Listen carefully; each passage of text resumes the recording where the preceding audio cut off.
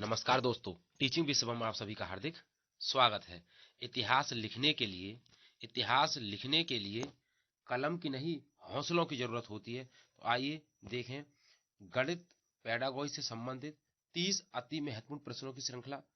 पहला क्वेश्चन है, एक अध्यापक कक्षा शिक्षण में किस उद्देश्य को प्राप्त करता है? तो एक अध्यापक कक्षा शिक्षण में किस उद्देश्य को प्राप्त करता है? ऑप्शन ए ज्ञानात्मक, ऑप्शन बी भावात्मक, ऑप्शन सी मानस चालक और ऑप्शन डी ये है सभी। तो बताएं, एक अध्यापक कक्षा शिक्षण में किस उद्देश्य को प्राप्त करता है?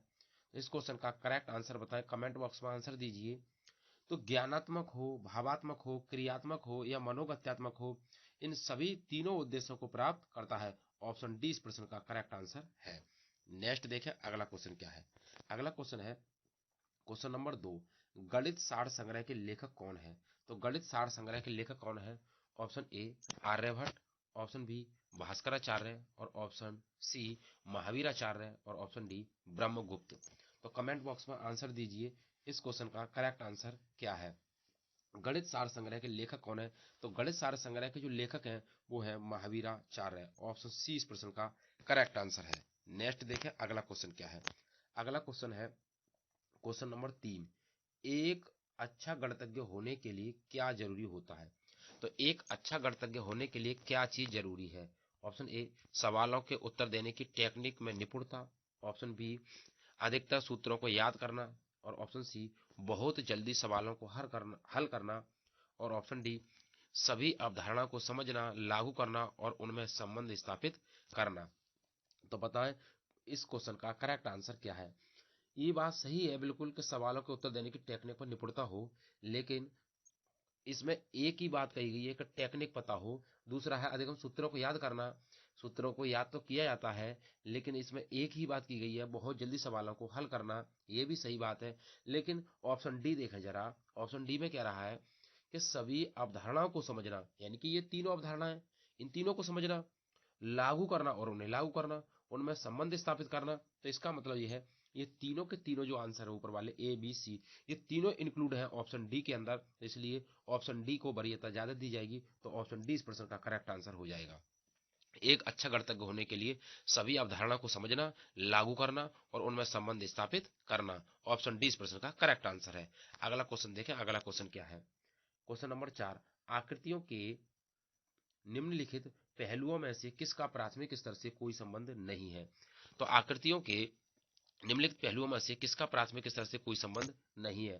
तो किसका नहीं है? आकृतियों की बात करें, ऑप्शन ए प्रतिरूप पैटर्न का, ऑप्शन बी कोण का, ऑप्शन सी समिति का और ऑप्शन डी चौपड़ का। तो बताएं, क्वेश्चन नंबर 4 का करेक्ट आंसर क्या है? जब आकृतियों की बात आए तो आकृतियों में प्रतिरूप आता है, समिति आती है, चौपड़ आती है, लेकिन क्या नहीं आता? तो आता आकृतियों में कोण भी आता है, लेकिन प्राथमिक स्तर की बात कर रहा है। किसकी बात? प्राथमिक स्तर की।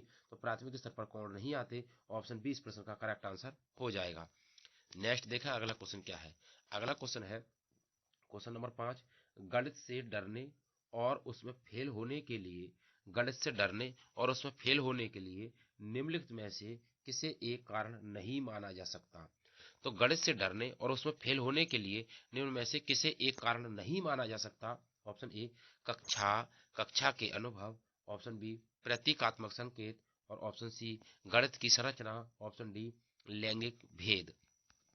तो कक्षा के अनुभव को गणित में फेल होने का डर माना जा सकता है, प्रतीकात्मक संकेत भी माना जा सकता है, गणित की संरचना को भी माना जा सकता है, लेकिन क्या नहीं माना जा सकता? तो लैंगिक भेद, ये लड़का है, ये लड़की है, ऐसा है, लैंगिक भेद नहीं माना जा सकता। इस पे कम आता है, इस बच्चे पर ज्यादा आता है, तो ये कारण नहीं माना जा सकता।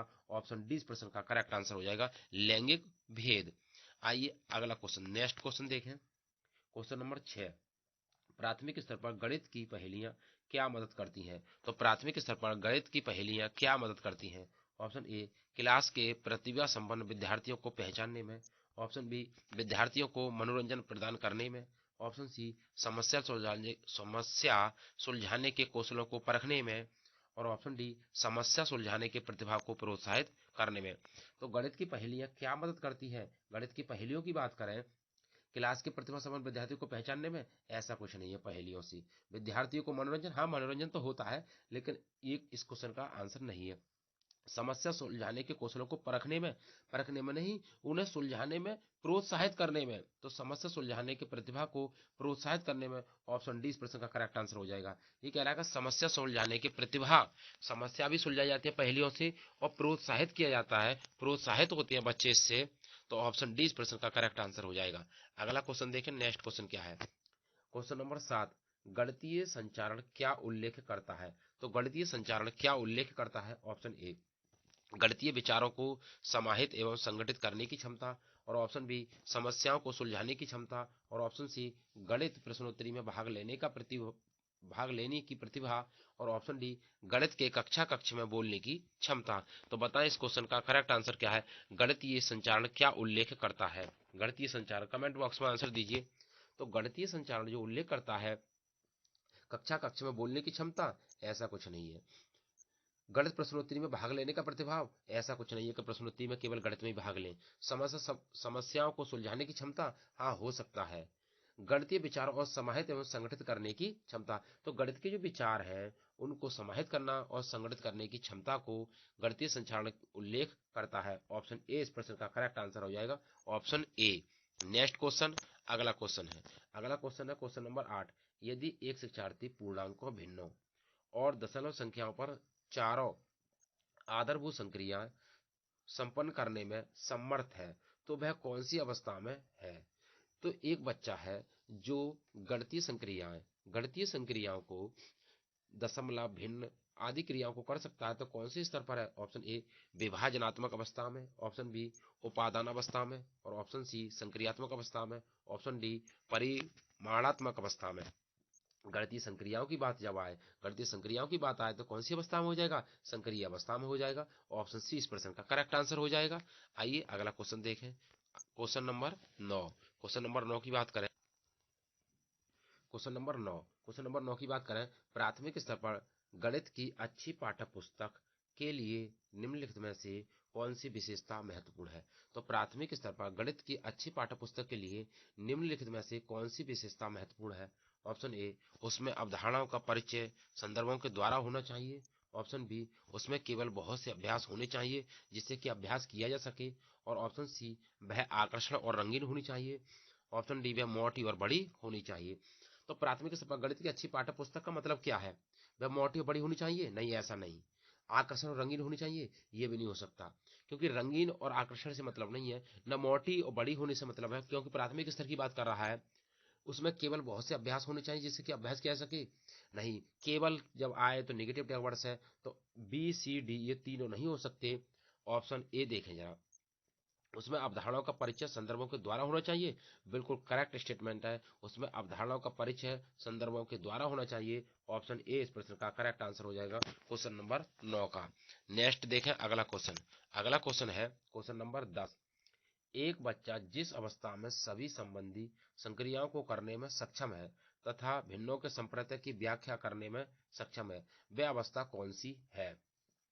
एक बच्चा जिस अवस्था में सभी संबंधित संक्रियाओं को करने में सक्षम है तथा भिन्नों के संप्रत्यय की व्याख्या करने में सक्षम है, वह अवस्था कौन सी है। ऑप्शन ए विभाजनात्मक अवस्था, ऑप्शन बी संक्रियात्मक अवस्था, ऑप्शन सी आरंभिक अवस्था, ऑप्शन डी परिमाणात्मक अवस्था। तो बताएं इस क्वेश्चन का करेक्ट आंसर क्या है। जब बच्चा की बात आए, भिन्नों की संप्रत्यय की बात आए, संक्रियाओं की बात जब आए तो बच्चा कौन सी अवस्था में होगा। अगर विभाजन की बात करता, बंटवारे की बात करता, आरंभिक अवस्था से शुरुआती अवस्था की बात करता, जोड़ घटा की बात करता, केवल परिमाण, क्या किसी का परिमाण आया है यहाँ पर, नहीं आया है मेरे भैया। तो संक्रियाओं की बात कर रहा है, भिन्नों की संप्रत्यय की व्याख्या करता है, तो ऑप्शन बी इस प्रश्न का करेक्ट आंसर हो जाएगा, संक्रियात्मक अवस्था। नेक्स्ट अगला क्वेश्चन देखें, कक्षा 3 में गुणन की इकाई में अनुमोदित मूल संकल्पना क्या है। तो क्वेश्चन नंबर 11 क्या कहता है, क्वेश्चन नंबर 11 कहता है कक्षा 3 में गुणन की इकाई में अनुमोदित मूल संकल्पना क्या है। ऑप्शन ए दो अंकीय संख्या को दो अंकीय संख्या से गुणा करना, ऑप्शन बी गुणन के गुणधर्म क्रम गुण एवं समूह गुण, ऑप्शन सी गुणन पर आधारित समस्या, और ऑप्शन डी 3 अंकीय संख्याओं को 10 से गुणा करना। तो कक्षा 3 में गुणन की इकाई की बात जब करें, क्वेश्चन नंबर 11 का आंसर बताएं। तो जब इकाई की बात करें, गुणन की इकाई, तो गुणन की बात करेगा तो गुणन पर आधारित होगा, तो क्रम गुण एवं समूह गुण। तो ऑप्शन 20 प्रश्न का करेक्ट आंसर हो जाएगा। गुणन के गुणधर्म की बात कर रहा है क्योंकि गुणन की इकाई की बात हो रही है। मूल संकल्पना तो क्रम गुण एवं समूह गुण, तो ऑप्शन 20 प्रश्न का करेक्ट आंसर हो जाएगा। नेक्स्ट क्वेश्चन देखें, अगला क्वेश्चन क्या है। अगला क्वेश्चन है, भिन्न की इकाई से शिक्षक ने छात्रों से किन्हीं 5 भिन्नों की सूची बनाने के लिए कहा। ये प्रश्न क्या संकेत करता है? तो भिन्न की इकाई से शिक्षक ने छात्रों से किन्हीं 5 भिन्नों की सूची तैयार करने के लिए कहा। ये प्रश्न क्या संकेत करता है? ऑप्शन ए, सोचने के उच्च स्तर को, ऑप्शन बी, विश्लेषणात्मक सोच को, ऑप्शन सी, त्रिविमीय आकाशीय सोच को, और ऑप्शन डी, सोचने के निम्न स्तर को। तो बताएं इस क्वेश्चन का करेक्ट आंसर क्या है। जब भिन्नों की 5 सूची की बात आए तो सोचने के स्तरों की बात करें, सोचने का उच्च स्तर तब होता है जब भिन्नों को हल करवाने की बात करता है। जब बच्चा अपने आप हल करता, केवल सूची बनवा रहा है, तो सूची केवल एक भिन्न बताई और 4 सूची बच्चों ने बनाई, तो 5 भिन्नों की सूची हो गई। तो इसमें तो बच्चे का ज्यादा कौशल विकसित नहीं हुआ। विश्लेषणात्मक, क्या इनको बंटवारा करवाना चाह रहा है? विश्लेषण। त्रिविमीय, क्या 3 विमाओं वाली जो आकृति है, 3 डायमेंशन, लंबाई चौड़ाई गुणा ऊंचाई की बात हो रही है यहाँ पर? नहीं, ये कहना चाह रहा है कि 5 भिन्नों की सूची बनाइए। तो सूची बनाइए तो इसमें बच्चे का जो कौशल होगा वो ज्यादा विकसित नहीं होगा, तो ये सोचने के निम्न स्तर को दर्शाता है। ऑप्शन डी इस प्रश्न का करेक्ट आंसर हो जाएगा। नेक्स्ट देखा, अगला क्वेश्चन क्या है। अगला क्वेश्चन है क्वेश्चन नंबर 13। जब क्वेश्चन नंबर 13 की बात करें तो उच्च क्रमीय चिंतन कौशल हॉट्स पर आधारित प्रश्न क्या मांग करते हैं?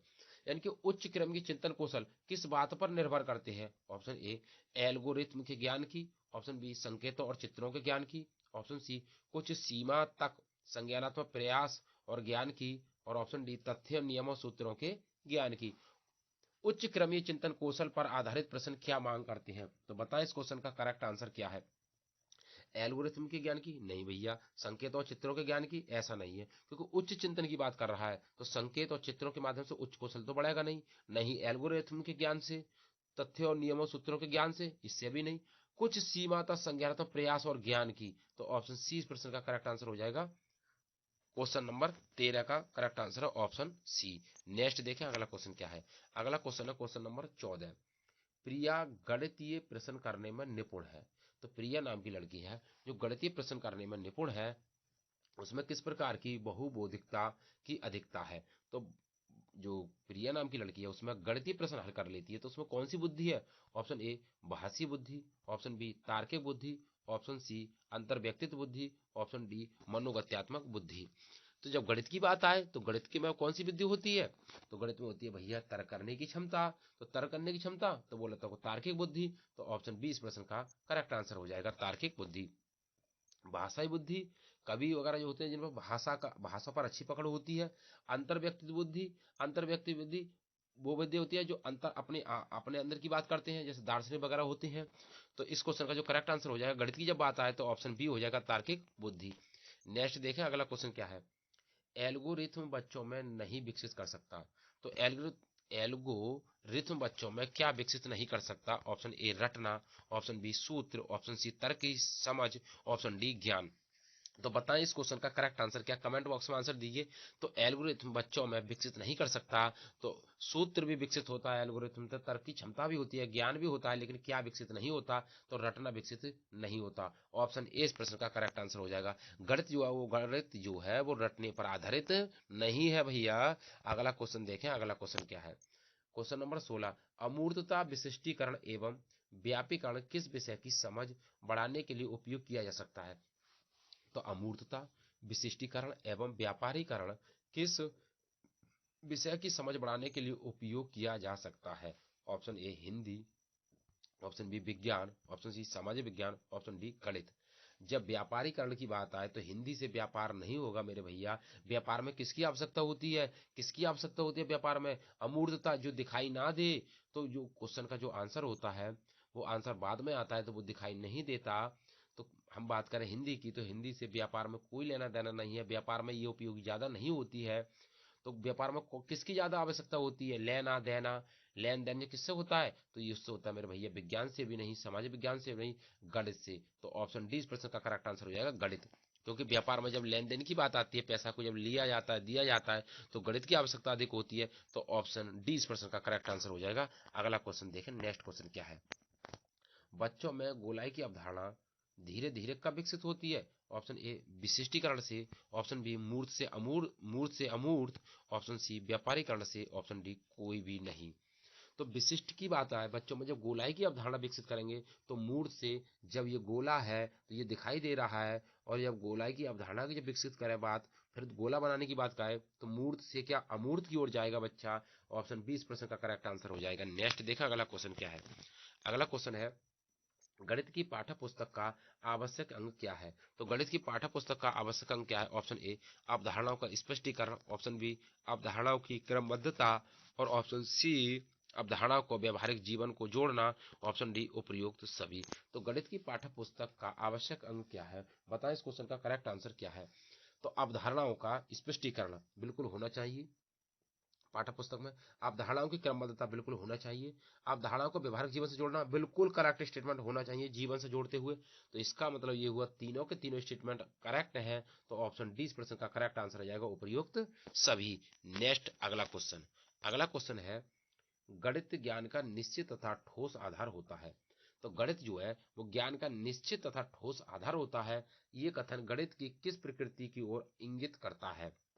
तो गणित ज्ञान का निश्चित तथा ठोस आधार होता है, ये कथन गणित की किस प्रकृति की ओर इंगित करता है। ऑप्शन ए कठिन, ऑप्शन बी अलंकारित, ऑप्शन सी तार्किक, ऑप्शन डी आलोचनात्मक।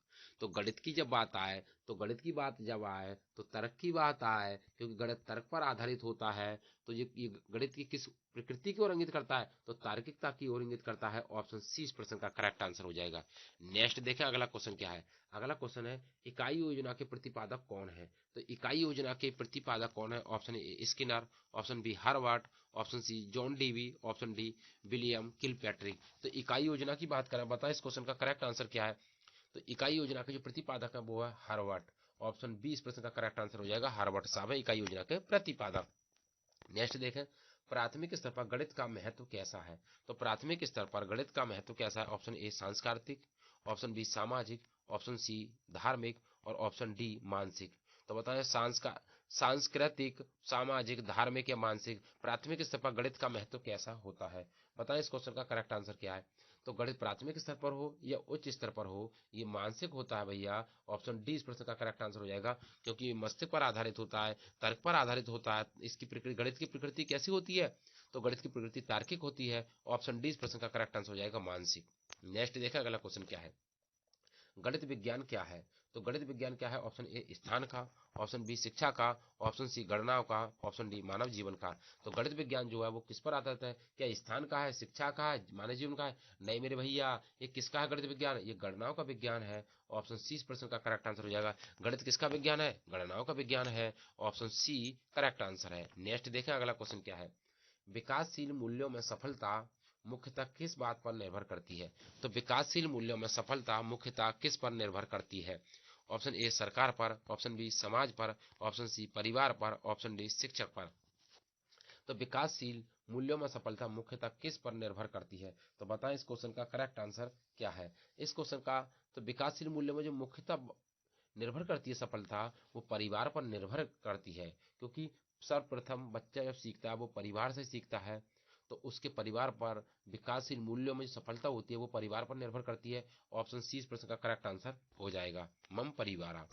अगला नेक्स्ट, अनुपस्थित किसके द्वारा रोकी जा सकती है। यानी कि एक बच्चा विद्यालय नहीं आ रहा है, तो उसकी अनुपस्थिति हो रही है, तो वो किसके द्वारा रोकी जा सकती है। ऑप्शन ए शिक्षा के द्वारा, ऑप्शन बी छात्रों को दंडित करके, ऑप्शन सी मिठाई देकर, ऑप्शन डी अभिभावकों या माता पिता से संपर्क करके।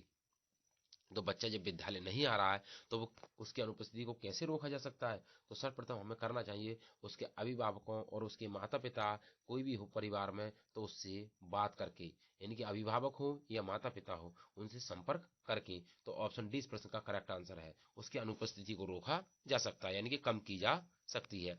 तो ऑप्शन डी इस प्रश्न का करेक्ट आंसर है। नेक्स्ट देखा अगला क्वेश्चन क्या है, गणित की प्रकृति कैसी होती है। तो 25 क्वेश्चन नंबर 25 का आंसर बताएं, गणित की प्रकृति कैसी होती है। ऑप्शन ए सजावटी, ऑप्शन बी तार्किक, ऑप्शन सी कठिनता, ऑप्शन डी सामान्य के लिए नहीं। तो गणित की प्रकृति कैसी होती है, क्या सजावटी होती है, क्या कठिन होती है। तो गणित की प्रकृति कैसी होती है, तार्किक होती है। और गणित किस पर आधारित है, तो गणित तर्क पर आधारित है। गणित की प्रकृति जो तार्किक होती है। ऑप्शन 20 प्रश्न का करेक्ट आंसर है। नेक्स्ट देखा अगला क्वेश्चन क्या है। अगला क्वेश्चन है क्वेश्चन नंबर 26। एक बच्चा जिस अवस्था में सभी संबंध संक्रियाओं को करने में सक्षम होता है तथा विशेषणों के संप्रत्यय की व्याख्या करने में सक्षम होता है, वह राज्य कौन सी है, यानी कि वह कौन सी अवस्था है। ऑप्शन ए विभाजनात्मक अवस्था, ऑप्शन बी संक्रियात्मक अवस्था, ऑप्शन सी व्यावसायिक अवस्था, ऑप्शन डी परिमाणात्मक अवस्था। जब संक्रियाओं की बात आ जाए, जब संक्रियाओं की बात आ जाए तो कौन सी अवस्था हो जाएगी, संक्रियात्मक अवस्था हो जाएगी। ऑप्शन 20 प्रश्न का करेक्ट आंसर हो जाएगा। नेक्स्ट देखा अगला क्वेश्चन क्या है। Question number 27। प्राथमिक स्तर पर गणित की अच्छी पाठ्यचर्या पुस्तकों के लिए निम्नलिखित में से कौन सी विशेषता महत्वपूर्ण है। तो प्राथमिक स्तर पर गणित की एक अच्छी पाठ्यचर्या की बात करें तो बताएं। ऑप्शन ए इससे संबंधित अदो संबंधों का संबंध होना चाहिए। ऑप्शन बी इसमें केवल बहुत से अभ्यास होने चाहिए जिससे कि अभ्यास किया जा सके। ऑप्शन सी वह दिलचस्प और रंगीन दिखाई देंगे। ऑप्शन डी वह मोटा और बड़ा हो। तो गणित की जब बात आए, पाठ्यचर्या की जब बात आए तो वह मोटा बड़ा हो ऐसा नहीं, या रंगीन दिखाई दे ऐसा नहीं है, दिलचस्प नहीं होना। केवल की बात आए तो नेगेटिव टैग वर्ड्स हो जाएगा। अब बचा कौन, संबंधित, यानी कि गणित की जो पाठ्यचर्या है वो सभी संबंधों से संबंध उसका स्थापित होना चाहिए। तो ऑप्शन ए इस प्रश्न का करेक्ट आंसर हो जाएगा, यानी कि उसकी जो अवधारणा है उनसे संबंध होना चाहिए उसका। तो ऑप्शन ए इस प्रश्न का करेक्ट आंसर क्वेश्चन नंबर 27 का। नेक्स्ट देखा अगला क्वेश्चन क्या है। Question number 28। एक अच्छा सांकेतिक होने के लिए क्या मांग करता है। तो एक अच्छा सांकेतिक होने के लिए क्या मांग की जाती है। ऑप्शन ए सवालों के उत्तर देने की तकनीक में निपुणता, और ऑप्शन बी अधिकतर सूत्रों को याद करना, ऑप्शन सी बहुत जल्दी सवालों को हल करना, और ऑप्शन डी सभी गतिविधियों को लागू करना और उनमें संबंध बनाना। तो जब एक अच्छा सांकेतिक होने के लिए क्या होने, सवालों के उत्तर देने में निपुणता, ऐसा कुछ नहीं है। अधिकतर सूत्रों को याद करना, भैया याद करने की तो बात ही नहीं आएगी। सवालों को जल्दी जल्दी हल करना, ऐसा नहीं है भैया। तो सभी गतिविधियों को लागू करना और उनमें संबंध स्थापित करना। ऑप्शन डी इस प्रश्न का करेक्ट आंसर हो जाएगा। नेक्स्ट देखा अगला क्वेश्चन क्या है। Question number 29। यदि एक शिक्षार्थी पूर्णांकों, भिन्नों और जमा दस्तावेजों पर चारा आधारभूत संक्रियाएं संपन्न करने में समर्थ है तो वह कौन सी अवस्था में है। ऑप्शन ए विभाजनात्मक अवस्था में, ऑप्शन बी उपादान राज्य में, ऑप्शन सी संक्रियात्मक अवस्था में, ऑप्शन डी परिमाणात्मक अवस्था में। तो बताएं इस क्वेश्चन का करेक्ट आंसर क्या है। जब बच्चा संक्रियाओं की बात आ जाए, जब संक्रियाओं की बात आ जाए तो कौन सी अवस्था में हो जाएगा बच्चा, संक्रियात्मक अवस्था में हो जाएगा। ऑप्शन सी इस प्रश्न का correct answer. Lucknow railway station और नई दिल्ली रेलवे स्टेशन के बीच की दूरी 504 किलोमीटर है। कोई रेलगाड़ी इस दूरी को 7 घंटे में तय करती है तो इस रेलगाड़ी की मीटर प्रति सेकंड में औसत चाल क्या होगी। ऑप्शन ए 72 घंटे, ऑप्शन बी 40 घंटे, ऑप्शन सी 36 घंटे और ऑप्शन डी 20 घंटे। तो बताएं इस क्वेश्चन का करेक्ट आंसर क्या है। औसत चाल की बात करें, औसत चाल, औसत चाल, औसत चाल का जो फार्मूला होता है, औसत चाल, तो चाल का जो फार्मूला होता है वो होता है दूरी बटे समय। और दूरी बोले तो डी, और डी अपॉन टी, यानी कि डिस्टेंस अपॉन टी हो जाएगा। अब दूरी कितनी है, दूरी है 504 किलोमीटर, 504, और समय कितना, 7 घंटे। अब 7 से जब 504 को डिवाइड किया जाएगा तो 7 सत्तू सत्तू होता है 49, तो 7 सत्ते 49, एक बचा, 7 दूनी होता है 14, आया 72। अब जो 72 जो आया भैया, 72 क्या आया, किलोमीटर, किलोमीटर प्रति घंटा आया। 72 किलोमीटर प्रति घंटा औसत चाल थी उसकी। लेकिन इस क्वेश्चन में जो पूछ रहा है वो पूछ रहा है मीटर प्रति सेकंड में चाल क्या होगी भैया। तो 72 को मीटर प्रति सेकंड में जब बदलें तो इसका एक फॉर्मूला है, वो है 5/18। 5/18 से इसमें क्या कर देते हैं भैया, गुणा कर देते हैं। अब 18 चौके होता है 72, 72 और 4 और 5 की जब मल्टीप्लाई होगी तो हो जाएगा भैया 20। तो ऑप्शन डी इस प्रश्न का करेक्ट आंसर हो जाएगा, 20 इस क्वेश्चन का आंसर है। नेक्स्ट देखें अगला क्वेश्चन क्या है। अगले क्वेश्चन की बात करें। नेक्स्ट, आपकी मित्र, क्वेश्चन नंबर 2, आपकी मित्र कमजोर दांत और हड्डियों के कारण अस्वस्थ रहती है। आपकी मित्र है जो कमजोर दांत है और हड्डियों के कारण क्या रहती है, अस्वस्थ रहती है। उनके उभरने के लिए निम्न में से कौन सा विकल्प सर्वोत्तम होगा? ऑप्शन ए चावल नींबू आंवला गुड़, ऑप्शन बी घी दाल रोटी चावल, ऑप्शन सी दूध सब्जियां पालक फल, ऑप्शन डी तेल अंडा चावल रोटी। तो बताएं इस क्वेश्चन का करेक्ट आंसर क्या है। जब कमजोर की बात करें, कमजोर दांत की बात करें, बोले फल बोले तो कमजोर दांत विटामिन सी बोले तो फल, और हड्डियों के कारण तो बोले तो कौन, ऑप्शन सी इस प्रश्न का करेक्ट आंसर हो जाएगा। दूध सब्जियां पालक और फल, दूध सब्जियां पालक और फल, इनके उभरने के लिए विकल्प सर्वोत्तम होगा। ऑप्शन सी इस प्रश्न का करेक्ट आंसर है। नेक्स्ट देखा अगला क्वेश्चन क्या है।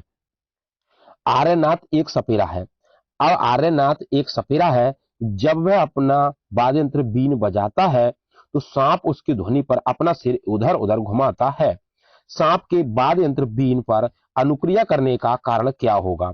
ऑप्शन ए बीन की मधुर गंध, ऑप्शन बी सांप का अपने बाहरी कानों द्वारा बीन द्वारा उत्पन्न ध्वनि को सीधे ही सुन सकना, ऑप्शन सी सांप की आंखों द्वारा बीन की गति का अनुसरण न करना, और ऑप्शन डी बीन द्वारा उत्पन्न कंपनों का जमीन से होकर संचरण। तो बताएं इस क्वेश्चन का करेक्ट आंसर क्या है। बीन की मधुर गंध, ऐसा कुछ नहीं होता, उसमें गंध कोई सी नहीं निकलती है। तो ऑप्शन ए नहीं होगा भैया। सांप का अपने बाहरी कान नहीं होते सांप के भैया। सांप की आंखों द्वारा बीन की गति का, आंखों से बीन की गति से कोई लेना देना नहीं है, बल्कि सांप इधर उधर अपना सिर क्यों घुमाता है? जब बीन बजाया जाता है वो सांप इसलिए अपना सिर इधर उधर घुमाता है कि जमीन में जब कंपन होता है तो उस कंपन को सुन करके तो बीन द्वारा उत्पन्न कंपनों का जमीन से होकर संचरण। ऑप्शन डी इस प्रश्न का करेक्ट आंसर हो जाएगा, ऑप्शन डी। नेक्स्ट देखें अगला क्वेश्चन क्या है। अगला क्वेश्चन है, ग्रेगर मेंडल एक मंक मुनि थे जिन्होंने 28,000 मटर के पौधों के साथ 7 वर्ष तक मटके बगीचे में प्रयोग किए। उन्होंने ये पाया कि मटर के पौधे में कुछ ऐसे लक्षण हैं जो जोड़ियों में आते हैं। तो निम्नलिखित में से उसे छांटिए जिसे मेंडल ने अपने प्रयोगों में नहीं पाया था। तो मेंडल ने अपने प्रयोग में क्या क्या चीज नहीं पाई थी? ऑप्शन ए बीजों का हरा या पीला होना, ऑप्शन बी बीजों का खुरदरा या चिकना होना, ऑप्शन सी पौधों का लंबा या नाटा होना, और ऑप्शन डी अगली पीढ़ी के पौधों पौधों के बीजों का नया रंग जो पीले और हरे गुण से मिलकर बना है। तो इस क्वेश्चन की बात करें, बीजों का हरा या पीला होना ये उन्होंने पाया था, बीजों का खुरदरा या चिकना होना ये पाया था, झुर्रीदार भी थे, पौधों का लंबा या नाटा होना यह भी पाया गया था, लेकिन उनके प्रयोग में क्या नहीं पाया गया था? अगली पीढ़ी के पौधों के बीजों का नया रंग जो पीले और हरे गुण से मिलकर बना है। ऑप्शन डी इस प्रश्न का करेक्ट आंसर हो जाएगा क्वेश्चन नंबर 4 का। नेक्स्ट देखा अगला क्वेश्चन क्या है। अगला क्वेश्चन है क्वेश्चन नंबर 5।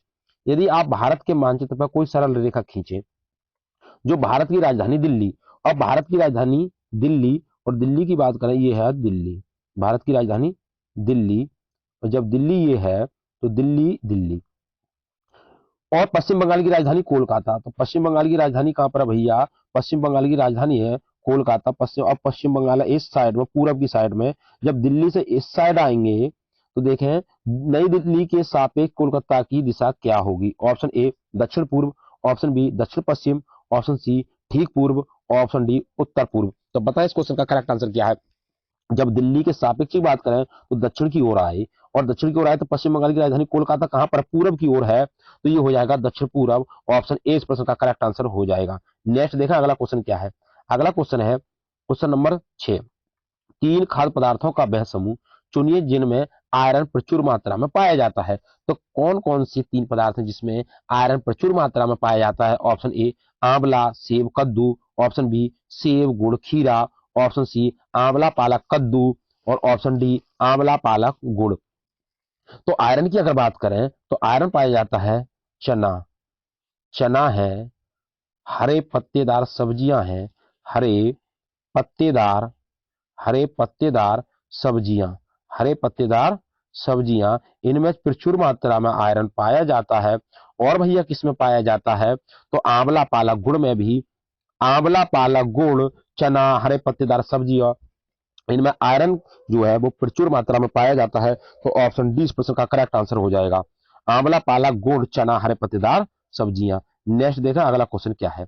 अगले क्वेश्चन की बात करें, यदि कोई व्यक्ति मुंबई महाराष्ट्र से यदि कोई व्यक्ति मुंबई महाराष्ट्र से चंडीगढ़ भारत का केंद्र शासित प्रदेश तक सबसे छोटे रेल मार्ग से होकर रेलगाड़ी द्वारा यात्रा करता है तो कौन से राज्य से उसे गुजरना नहीं होगा। यदि ये कहना क्या चाह रहे हैं, यदि कोई व्यक्ति महाराष्ट्र से, कहां से, महाराष्ट्र से चंडीगढ़, यानी कि महाराष्ट्र से, अब महाराष्ट्र ये गुजरात के पास में महाराष्ट्र, तो महाराष्ट्र से और कहां जाना चाहता है, तो ये चंडीगढ़ जाना चाहता है ऊपर की साइड। जब चंडीगढ़ जाना चाहता है तो सबसे छोटे रेल मार्ग से होकर रेलगाड़ी द्वारा यात्रा करता है तो वह कौन से राज्य से गुजरना नहीं पड़ेगा। Option A Haryana, option B Punjab, option C Rajasthan, option D Gujarat. तो बताएं इस क्वेश्चन का करेक्ट आंसर क्या है, क्वेश्चन नंबर 7 का।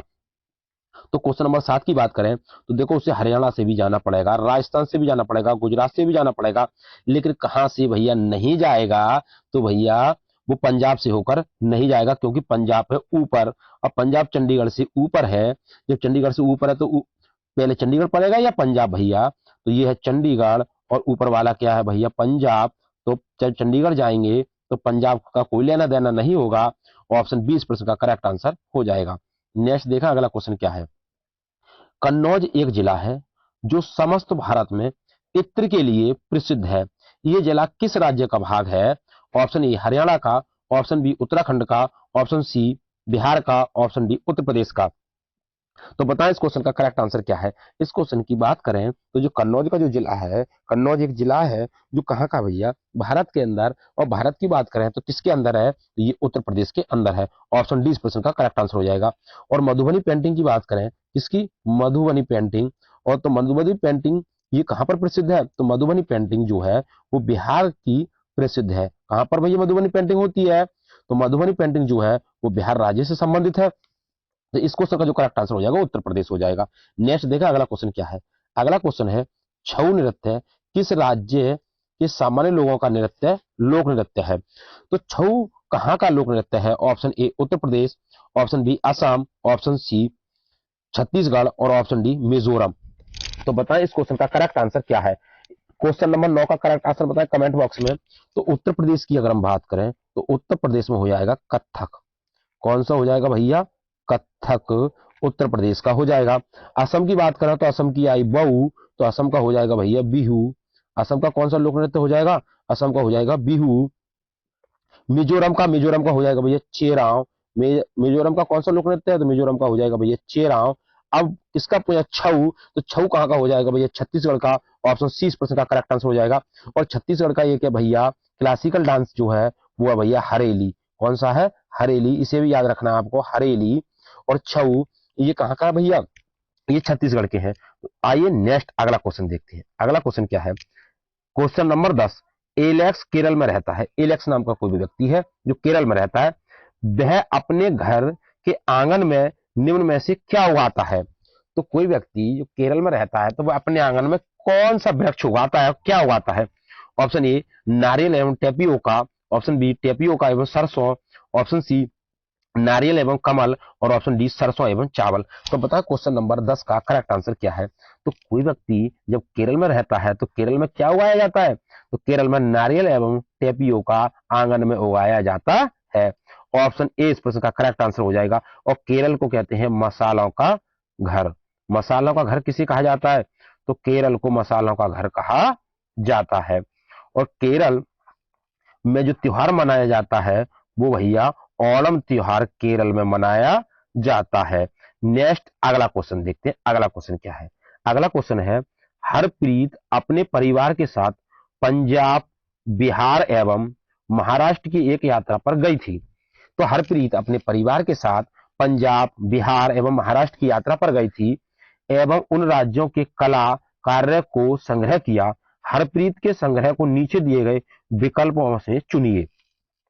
Option A Pattachitra Kalamkari Madhubani, option B Phulkari Kalamkari Madhubani, option C Kalamkari Pattachitra Warli, option D Phulkari Madhubani Warli. जरा ध्यान दें इस क्वेश्चन का सही बिल्कुल करेक्ट आंसर बताएं, क्या करेक्ट आंसर होगा इसका। तो देखें क्वेश्चन नंबर 12 का करेक्ट आंसर क्या होगा। जरा पंजाब की बात करें तो पंजाब पहले नंबर पर पंजाब, दूसरे नंबर पर क्या है भैया, बिहार, और तीसरे नंबर पर क्या है, महाराष्ट्र।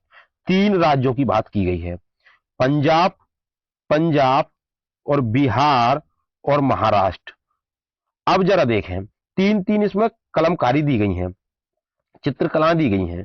तो देखें, तो बिहार वाला तो हमें याद है, अभी हमने बताया था आपको कि बिहार में मधुबनी पेंटिंग प्रसिद्ध है। तो जरा देखें 2 नंबर पर मधुबनी पेंटिंग किस में है, 2 नंबर पर। ऑप्शन ए में देखें तो इसमें भी नहीं है, तो ऑप्शन ए नहीं होगा भैया। ऑप्शन बी देखें, ऑप्शन बी में भी नहीं है, मधुबनी पेंटिंग तीसरे नंबर पर है।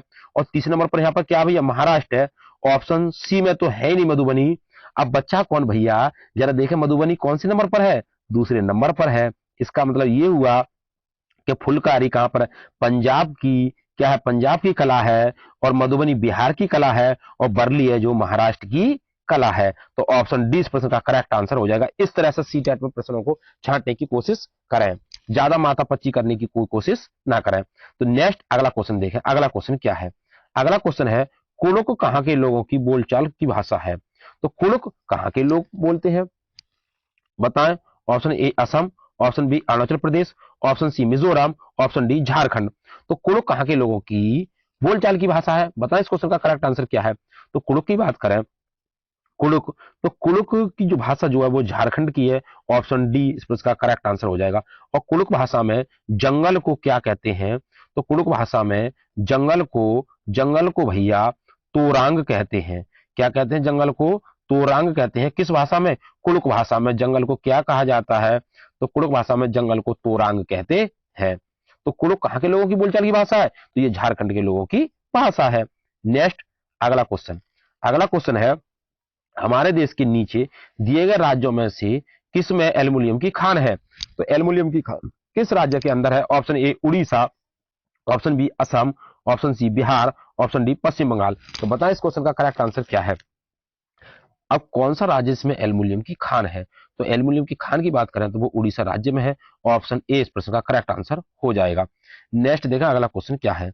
अगले क्वेश्चन की बात करें, क्वेश्चन नंबर 15, अपने खेतों से अधिक उपज प्राप्त करने के लिए कोई किसान उर्वरकों और पीड़कनाशियों का आधिक्य में उपयोग करके खेतों में बार बार धान की फसल उगा रहा है, उसका ये व्यवहार उसके खेतों की मृदा को क्या कर देगा।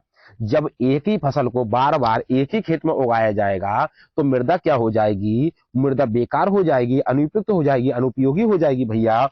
ऑप्शन ए देखें, केवल धान की फसलों के लिए उपयोगी बनाएगा। ऑप्शन बी, अन्य फसलों के लिए भी उपजाऊ बनाएगा। ऑप्शन सी, जुताई और बुवाई के लिए उपयुक्त बनाएगा। ऑप्शन डी, अंततः किसी भी फसल को उगाने के लिए अनुपयुक्त बनाएगा। बताएं क्वेश्चन नंबर 15 का करेक्ट आंसर क्या है। जब किसी भी मृदा के अंदर बार बार एक ही फसल को उगाया जाता है तो मृदा की जो उर्वरा शक्ति होती है वो कम हो जाती है और भूमि बंजर होने लगती है। तो केवल की बात करें तो ये भी नहीं होगा, अन्य फसलों के लिए उपयोगी बनाएगा। जब बार बार एक ही फसल को उगाएगा तो अन्य फसलों की तो कोई बात ही नहीं है। ऑप्शन बी भी नहीं होगा, जुताई और बुवाई के लिए उपयुक्त बनाएगा। जब फसल बार बार उगाई है तो जुताई का क्या मतलब, तो ऑप्शन सी भी नहीं होगा। अंततः किसी भी फसल को उगाने के लिए अनुपयुक्त यानी कि अनुपयोगी बनाएगा। ऑप्शन डी इस प्रश्न का करेक्ट आंसर हो जाएगा। नेक्स्ट देखा अगला क्वेश्चन क्या है। अगला क्वेश्चन है क्वेश्चन नंबर 17, विद्यार्थियों को जैव विविधता का अनुभव देने के लिए कौन सी युक्ति ठीक है।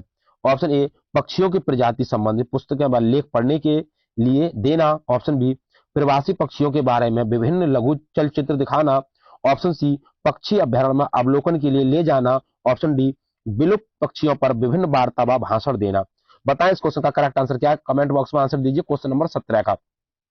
तो अगर विद्यार्थियों को जैव विविधता का अनुभव दिखाना है, ठीक अनुभव जैव विविधता का, तो विद्यार्थियों को क्या करा जाए, तो उनके लिए जब उनके लिए जैव विविधता की बात बताई जाए तो पक्षियों की प्रजाति संबंधित पुस्तकें लेख, तो पुस्तकों से तो उसके लिए ज्यादा अनुभव प्राप्त नहीं होगा। अनुभव प्राप्त जब होता है जब बच्चे के लिए खुद खुद स्वयं अवलोकन कराया जाता है। तो ऑप्शन सी इस प्रश्न का करेक्ट आंसर हो जाएगा, पक्षी अभ्यारण्य में अवलोकन के लिए ले जाना। ऑप्शन सी इस प्रश्न का करेक्ट आंसर है। नेक्स्ट अगला क्वेश्चन देखा, अगला क्वेश्चन क्या है। अगला क्वेश्चन है क्वेश्चन नंबर 18, ईवीएस पाठ्य पुस्तकों के अलावा ईवीएस सिखाने के लिए निम्न में से कौन सा एक अच्छा संसाधन हो सकता है। तो ईवीएस सिखाने के लिए पाठ्य पुस्तकों के अलावा और क्या अच्छा संसाधन हो सकता है। ऑप्शन ए, क्षेत्र भ्रमण। Option B radio, option C Wikipedia, option D विश्वकोश। तो बताएं क्वेश्चन नंबर 18 का करेक्ट आंसर क्या है। जब ईवीएस की बात करें, तो बच्चे के अंदर ईवीएस कब अच्छा संसाधन माना जाएगा, जब बच्चों को क्षेत्र भ्रमण पर ले जाया जाए। ऑप्शन ए इस प्रश्न का करेक्ट आंसर हो जाएगा। तो इस क्वेश्चन का करेक्ट आंसर है ऑप्शन ए। नेक्स्ट अगला क्वेश्चन देखें, अगला क्वेश्चन क्या है। क्वेश्चन नंबर 19, कक्षा 4 के अध्यापक अयान एक संग्रहालय की यात्रा का आयोजन करते हैं। इस क्षेत्र भ्रमण से कौन से प्रक्रियात्मक कौशलों को प्रोत्साहन मिलेगा। ऑप्शन ए वर्गीकरण एवं प्रयोग करना, ऑप्शन बी संप्रेषण एवं चरों की पहचान करना, ऑप्शन सी अवलोकन तथा मॉडलों का निर्माण करना, ऑप्शन डी नक्शा बनाना एवं मापन करना। तो बताएं, जब संग्रहालय की यात्रा का आयोजन करते हैं तो क्षेत्र भ्रमण से कौन से कौशल विकसित होंगे बच्चे के। तो बताएं इस क्वेश्चन का करेक्ट आंसर क्या है, कमेंट बॉक्स में आंसर दीजिए। तो भैया ऑप्शन सी इस प्रश्न का करेक्ट आंसर हो जाएगा, अवलोकन तथा मॉडलों का निर्माण करना। ऑप्शन सी इस प्रश्न का करेक्ट आंसर है। नेक्स्ट देखा अगला क्वेश्चन क्या है। अगला क्वेश्चन है क्वेश्चन नंबर 20, शीला ने कक्षा 3 के विद्यार्थियों को पढ़ाने के लिए उप प्रकरण पशु लिया। तो शीला ने कक्षा 3 के विद्यार्थियों को पढ़ाने के लिए उप प्रकरण पशु लिया। निम्न में से कौन से प्रकरण उनके अधिगम के विस्तार के लिए लाभदायी होंगे। ऑप्शन ए किसी कविता से स्थानीय पशुओं के नामों का उच्चारण करना, ऑप्शन बी प्राणी उद्यान के पशुओं तथा स्थानीय पशुओं के चित्रों को देखना, ऑप्शन सी प्राणी उद्यान में पशुओं जानवरों को देखना, ऑप्शन डी पशुओं के चित्रों के कट आउट देखना। तो कट आउट कोई लेना देना नहीं है इसका, ऑप्शन डी तो होगा नहीं। तो इसको अब बताएं इस क्वेश्चन का करेक्ट आंसर क्या होगा, क्वेश्चन नंबर 20 का। तो ये क्या कहना चाहता है कि उपकरण पशु लिया है, तो उपकरण पशु लिया तो क्या लाभदायी होंगे, प्राणी उद्यान में पशु जानवरों को देखना। ऑप्शन सी इस प्रश्न का करेक्ट आंसर हो जाएगा क्वेश्चन नंबर 20 का। नेक्स्ट देखा अगला क्वेश्चन क्या है। अगला क्वेश्चन है क्वेश्चन नंबर 21, निम्नलिखित में से कौन सा अभ्यास संरचनावादी दृष्टिकोण से सबसे अधिक मेल खाता है। ऑप्शन ए पक्षियों की चोंच के चित्र का प्रयोग करते हुए अलग अलग प्रकार की चोंच के अनुकूलन की पहचान करना, ऑप्शन बी नदी के पानी के रंग से उसमें मौजूद प्रदूषकों की पहचान करना, ऑप्शन सी फूल की कली देखकर उसका चित्र बनाना, ऑप्शन डी फूल की कली देखकर उसका चित्र बनाना। ये दोनों ऑप्शन एक जैसे हैं, इसको एक को काटें। अब बचे 3 ऑप्शन। तो बताएं इस क्वेश्चन का करेक्ट आंसर क्या है। क्वेश्चन नंबर 21 का कमेंट बॉक्स में आंसर दीजिए। तो जब संरचनावादी दृष्टिकोण सबसे अधिक मेल खाता है, किससे खाता है, कि नदी के पानी के रंग उसमें मौजूद प्रदूषकों की पहचान करना। ऑप्शन 20 प्रश्न का करेक्ट आंसर हो जाएगा। नेक्स्ट अगला क्वेश्चन देखा, अगला क्वेश्चन क्या है। अगला क्वेश्चन है 22 क्वेश्चन नंबर 22, पौधे विषय के मुद्दे बच्चों के लिए सार्थक हो सकते हैं यदि कब। ऑप्शन ए बच्चों को थीम आधारित वर्कशीट दी जाती है, ऑप्शन बी क्षेत्र भ्रमण मुद्दों के इर्द गिर्द आयोजित किए जाते हैं, ऑप्शन सी शिक्षकों द्वारा प्रदर्शन दिए जाते हैं, ऑप्शन डी आमंत्रित व्याख्यानों के बाद सामूहिक कार्य का आयोजन किया जाता है। तो बताएं इस क्वेश्चन का करेक्ट आंसर क्या है। क्वेश्चन नंबर 22 का आंसर बताएं। तो जब पौधे विषय के मुद्दों के सार्थक कब होंगे भैया, जब क्षेत्र भ्रमण कराया जाएगा। ऑप्शन 20 प्रश्न का करेक्ट आंसर हो जाएगा, क्षेत्र भ्रमण मुद्दों के इर्द गिर्द आयोजित किए जाते हैं। ऑप्शन बी करेक्ट आंसर है। नेक्स्ट अगला क्वेश्चन, क्वेश्चन नंबर 23, सीसीई के अनुसार पर्यावरण अध्ययन में स्व आकलन संबंधित है। तो किसके, तो बताएं किसके आकलन के लिए पर्यावरण अध्ययन में स्व आकलन संबंधित किससे है। ऑप्शन ए सीखने के समान आकलन, ऑप्शन बी सीखने के लिए आकलन, ऑप्शन सी सीखने का आकलन, ऑप्शन डी सीखने के अंदर आकलन। तो बताएं क्वेश्चन नंबर 23 का करेक्ट आंसर क्या होगा। जब पर्यावरण अध्ययन में स्व आकलन की बात करें, अपने आकलन, अपने आप स्वयं के आकलन की बात करें, तो उसमें हो जाएगा ऑप्शन ए इस प्रश्न का करेक्ट आंसर होगा सीखने के समान आकलन। जब स्व आकलन की बात करें तो हो जाएगा सीखने के समान आकलन। ऑप्शन ए इस प्रश्न का करेक्ट आंसर है। क्वेश्चन नंबर नेक्स्ट अगला है क्वेश्चन नंबर 24, गीता की कक्षा का एक विद्यार्थी इकबाल दृष्टिबाधित है। गीता देखती है कि वह पिछले कुछ दिनों से विद्यालय नहीं आ रहा है। उसके अभिभावक से बात करने पर पता चलता है कि उसे बोर्ड को पढ़ने में कठिनाई होती है और वह कक्षा प्रक्रिया में भाग नहीं ले पा रहा है। गीता इकबाल को विद्यालय आने के लिए अभिप्रेत करने हेतु क्या करना चाहिए? जब एक बच्चा है और एक बच्चे को बोर्ड पर लिखा हुआ दिखाई नहीं देता है और बच्चा नहीं आ रहा, दृष्टिबाधित बच्चा है, तो उसके लिए क्या करना चाहिए? ऑप्शन ए, उसे घर से पढ़ने की स्वीकृति देनी चाहिए। ऑप्शन बी, उसके अभिभावकों को डॉक्टर से सलाह लेने के लिए कहना चाहिए। ऑप्शन सी, कक्षा नाटक की योजना बनाकर इकबाल के लिए भूमिका निर्मित करनी चाहिए। ऑप्शन डी, इकबाल को आगे की सीट पर बिठाना चाहिए।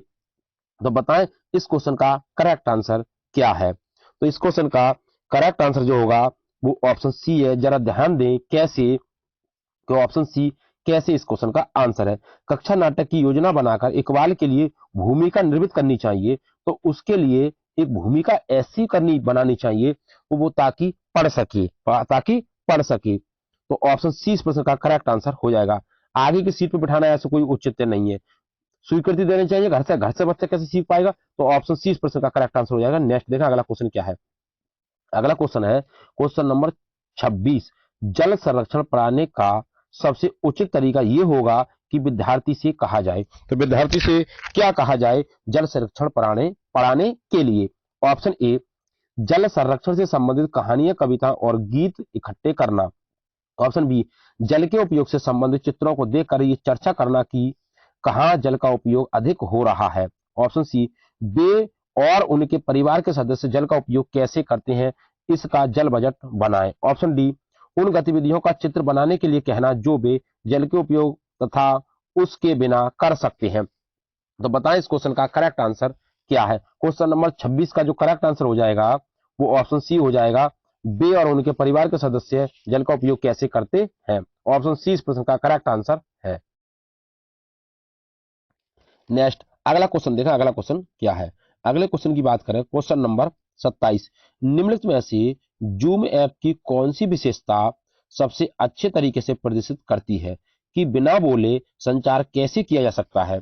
जूम ऐप की कौन सी विशेषता है जो सबसे अच्छे तरीके से प्रदर्शित करती है कि बिना बोले संचार कैसे किया जाता है? ऑप्शन ए,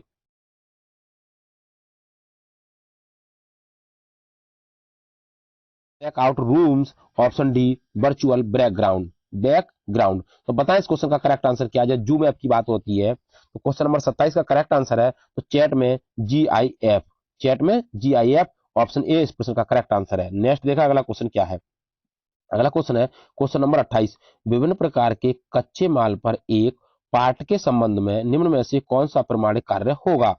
कच्चे माल पर एक पाठ के संबंध में निम्न में से कौन सा प्रामाणिक कार्य होगा? ऑप्शन ए, विद्यार्थियों को भूमिका निर्वहन के माध्यम से धान की कटाई और बाजारों में लाए जाने को दर्शाने को कहना। ऑप्शन बी, विद्यार्थियों को विद्यालय के भवन में चारों तरफ चक्कर लगाने को कहना और पहचानना कि विभिन्न वस्तुओं में क्या क्या कच्चे माल का प्रयोग किया गया है।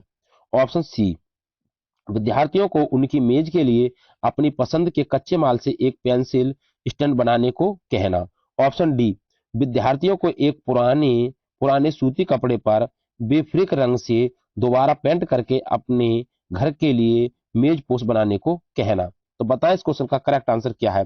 कच्चे माल पर एक पाठ के संबंध में निम्न में से कौन सा प्रमाणिक कार्य होगा? तो कमेंट बॉक्स में आंसर दीजिए क्वेश्चन नंबर 28 का। तो उनके लिए क्या दिया जाए? विद्यार्थियों को उनकी मेज के लिए अपनी पसंद के कच्चे माल से एक पेंसिल स्टैंड बनाने को कहना, ताकि बच्चा क्या करे, ताकि बच्चा या अपने आप करेगा, बच्चा किसके लिए, अपने स्वयं करेगा तो बच्चा ज्यादा क्रिएटिव होगा। ऑप्शन सी इस प्रश्न का करेक्ट आंसर हो जाएगा। नेक्स्ट अगला क्वेश्चन है क्वेश्चन नंबर 29। एक शिक्षक कक्षा में दो गमलों में लगे पौधे लाती है। एक शिक्षक कक्षा में दो गमलों में लगे पौधे लाती है, उनमें एक गुलाब का है, दूसरा अदरक का है। इन पौधों का प्रयोग करके निम्न में से कौन सा विषय प्रस्तुत नहीं किया जा सकता? ऑप्शन ए, पौधों में अनुकूलन। ऑप्शन बी, पौधों में अनुकूलन। ऑप्शन सी, ये दोनों ऑप्शन एक जैसे हैं। ऑप्शन सी, फूल के भाग। ऑप्शन डी, पौधों में बीजों का स्थानांतरण। तो बताएं क्वेश्चन नंबर 29 का करेक्ट आंसर क्या होगा। क्वेश्चन नंबर 29 की बात करें तो जब एक गुलाब का है और एक अदरक का है तो पौधों में बीजों का स्थानांतरण होगा। स्थानांतरण नहीं होगा, तो इस नहीं की जब बात कर रहा है, पौधों में अनुकूलन होगा, फूल के भाग होंगे, लेकिन पौधों में बीजों का स्थानांतरण नहीं होगा। ऑप्शन डी इस प्रश्न का करेक्ट आंसर है। नेक्स्ट अगला क्वेश्चन, अगले क्वेश्चन की बात करें, क्वेश्चन नंबर 30।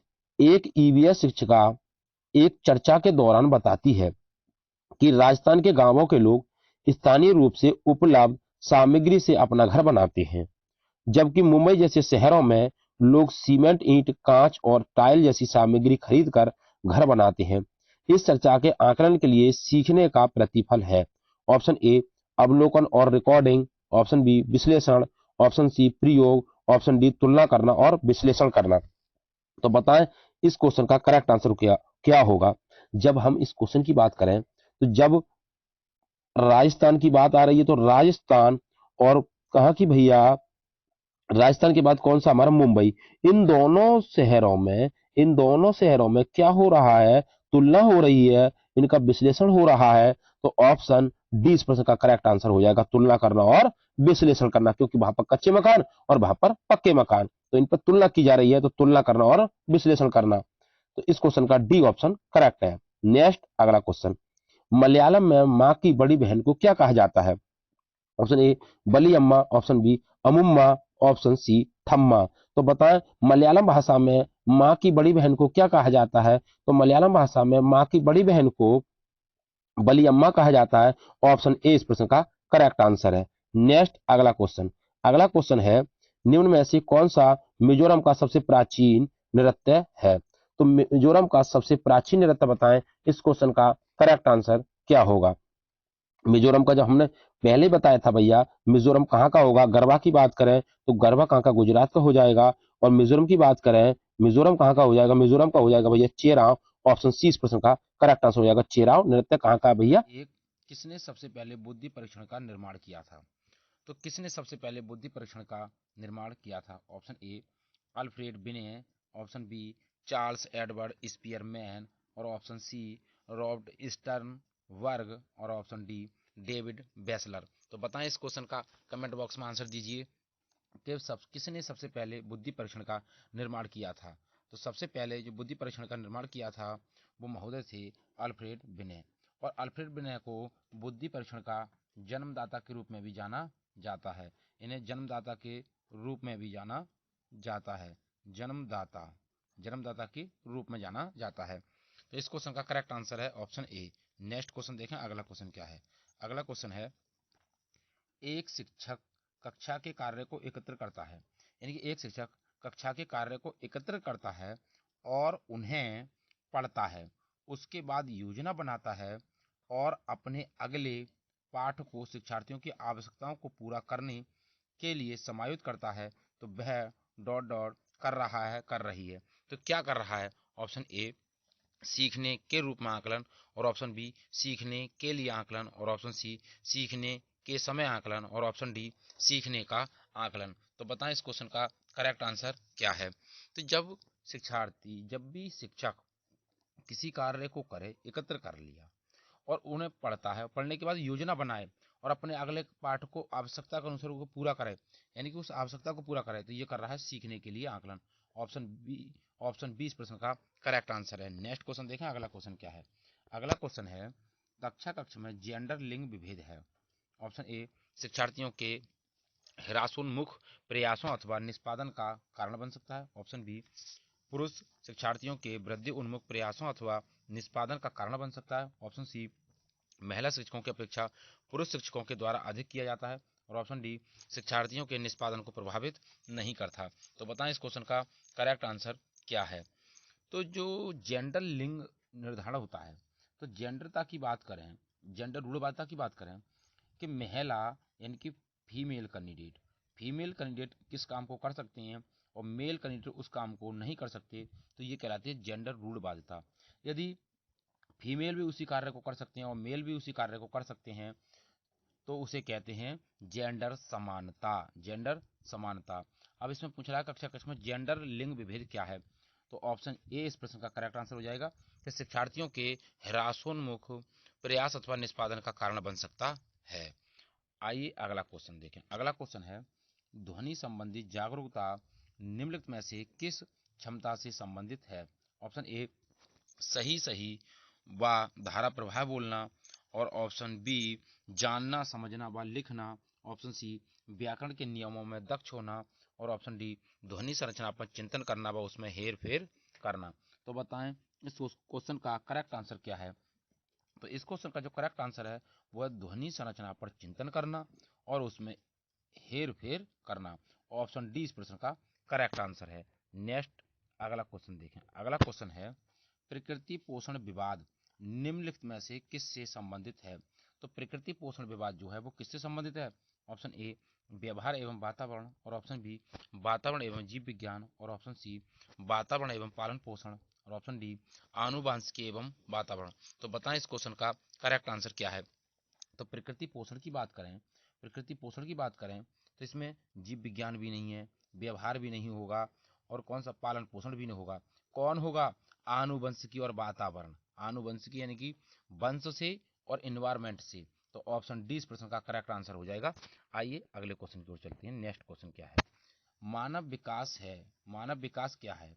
ऑप्शन ए गुणात्मक, ऑप्शन बी कुछ सीमा तक अमापनीय, और ऑप्शन सी मात्रात्मक और गुणात्मक दोनों, और ऑप्शन डी मात्रात्मक।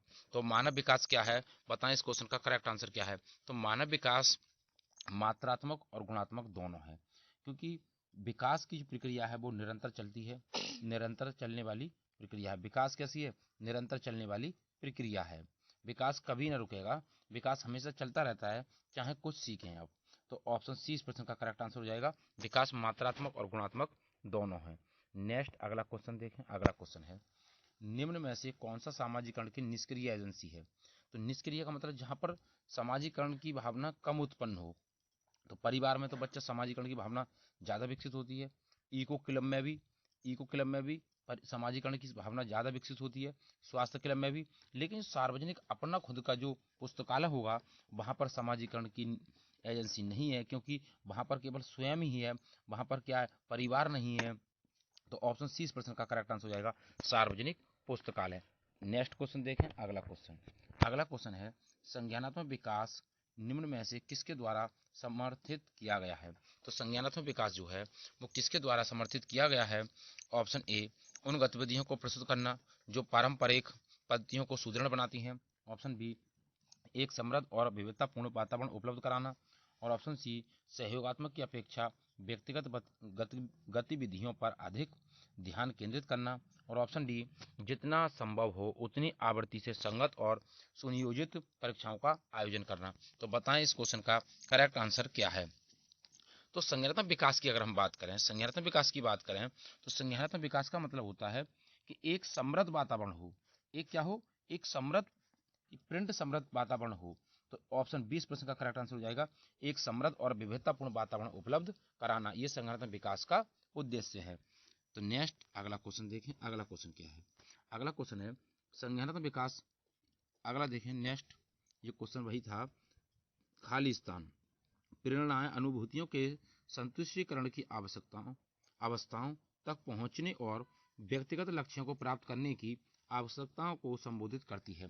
यानी कि प्रेरणाएं अनुभूतियों के संतुष्टिकरण की अवस्थाओं तक पहुंचने और व्यक्तिगत लक्ष्यों को प्राप्त करने की आवश्यकताओं को संबोधित करती है। ऑप्शन ए भावात्मक, ऑप्शन बी संरक्षण उन्मुखी, और ऑप्शन सी सुरक्षा उन्मुखी, ऑप्शन डी प्रभावी। तो बताएं इस क्वेश्चन का करेक्ट आंसर क्या है? तो प्रेरणाओं की अगर हम बात करें, प्रेरणाओं की बात करें तो प्रेरणा कैसे होती है? भावों से, जो हमारे भाव होते हैं, जो अंदर से भाव उत्पन्न होते हैं, तो वही तो होती है भावात्मक प्रेरणा। अनुभूतियों के संतुष्टिकरण की अवस्थाओं तक पहुंचने और व्यक्तिगत लक्ष्यों को प्राप्त करने की आवश्यकता को संबोधित करती है। ऑप्शन ए इस प्रश्न का करेक्ट आंसर है, भावात्मक। नेक्स्ट अगला क्वेश्चन, अगला क्वेश्चन है एक आंतरिक बल जो प्रोत्साहित करता है और व्यवहार परक प्रतिक्रिया के लिए बाध्य करता है एवं उस प्रतिक्रिया को विशिष्ट दिशा उपलब्ध कराता है डॉट डॉट खाली है। तो बताएं एक आंतरिक बल जो प्रोत्साहित करता है, क्या प्रोत्साहित करता है और व्यवहार परक प्रतिक्रिया के लिए बाधित करता है एवं उस प्रतिक्रिया को विशिष्ट दिशा उपलब्ध कराता है। ऑप्शन ए अध्यवसाय, ऑप्शन बी संवेग, और ऑप्शन सी वचनबद्धता, और ऑप्शन डी अभिप्रेरणा। तो बताएं इस क्वेश्चन का करेक्ट आंसर क्या है। तो आंतरिक यानी कि अंदर से जो भावना उत्पन्न हो तो उसे कहते हैं मोटिवेशन, और मोटिवेशन बोले तो अभिप्रेरणा। ऑप्शन डी इस प्रश्न का करेक्ट आंसर है। नेक्स्ट देखा अगला क्वेश्चन क्या है। अगला क्वेश्चन है प्रतिभाशाली शिक्षार्थियों को खाली स्थान से जुड़े प्रश्नों पर अधिक समय देने के लिए कहा जा सकता है, कब। ऑप्शन ए समझ, और ऑप्शन बी सृजन, ऑप्शन सी विश्लेषण, ऑप्शन डी स्मरण। तो कब किया जा सकता है, बताएं इस क्वेश्चन का करेक्ट आंसर क्या है। तो प्रतिभाशाली जो बच्चे होते हैं उनसे जुड़े कैसे प्रश्न हो, तो उनसे जुड़े हों सृजनात्मक प्रश्न हो, अपसारी प्रश्न हो, तो ऑप्शन बी इस प्रश्न का करेक्ट आंसर हो जाएगा, सृजनात्मक प्रश्न। नेक्स्ट अगला देखें, अगला क्वेश्चन क्या है। निम्न में से कौन सा कौशल संवेगात्मक बुद्धि से संबंधित है। तो कौन सा कौशल है जो संवेगात्मक बुद्धि से संबंधित है। ऑप्शन ए गतिक परिक्रमण, और ऑप्शन बी विचार करना, और ऑप्शन सी समानुभूति देना, ऑप्शन डी याद करना। तो बताएं कौन सा कौशल है जो संवेगात्मक बुद्धि से संबंधित है। तो इस क्वेश्चन का करेक्ट आंसर क्या होगा। तो इस क्वेश्चन का जो करेक्ट आंसर है कि संवेगात्मक बुद्धि की जब बात करें तो उसका मतलब होता है गतिक परिक्रमण नहीं होगा, विचार करना याद करना तो होगा ही नहीं, समानुभूति देना, क्या देना, समानुभूति देना। ऑप्शन सी इस प्रश्न का करेक्ट आंसर है। नेक्स्ट देखें अगला क्वेश्चन क्या है। अगला क्वेश्चन है प्रभावपूर्णता, व्याख्या, मौलिकता और लचीलापन खालिस्तान के साथ संबंधित तत्व है। तो प्रभावपूर्णता, व्याख्या, मौलिकता और लचीलापन के साथ क्या चीज संबंधित तत्व है। ऑप्शन ए गुण, और ऑप्शन बी अपसारी चिंतन, और ऑप्शन सी त्वरण, ऑप्शन डी प्रतिभा। तो बताएं इस क्वेश्चन का करेक्ट आंसर क्या है। तो इस क्वेश्चन का जो करेक्ट आंसर हो जाएगा वो हो जाएगा अपसारी चिंतन। जब लचीलेपन की बात आए, जब मौलिकता की बात आए तो हो जाएगा अपसारी चिंतन। सृजनात्मकता की बात आए, प्रतिभाशाली बच्चे की बात आए तो हो जाएगा अपसारी चिंतन। ऑप्शन बी इस प्रश्न का करेक्ट आंसर है। नेक्स्ट क्वेश्चन, अगला क्वेश्चन क्या है। अगला क्वेश्चन है सभी के लिए विद्यालयों में सभी की शिक्षा निम्नलिखित में से किसके लिए प्रचार वाक्य हो सकता है। ऑप्शन ए समावेशी शिक्षा, और ऑप्शन बी सहयोगात्मक शिक्षा, और ऑप्शन सी पृथक शिक्षा, ऑप्शन डी संशक्तिशील शिक्षा। तो सभी विद्यालयों में सभी के लिए शिक्षा देना तो उसे कहते हैं समावेशी शिक्षा। ऑप्शन ए इस प्रश्न का करेक्ट आंसर है।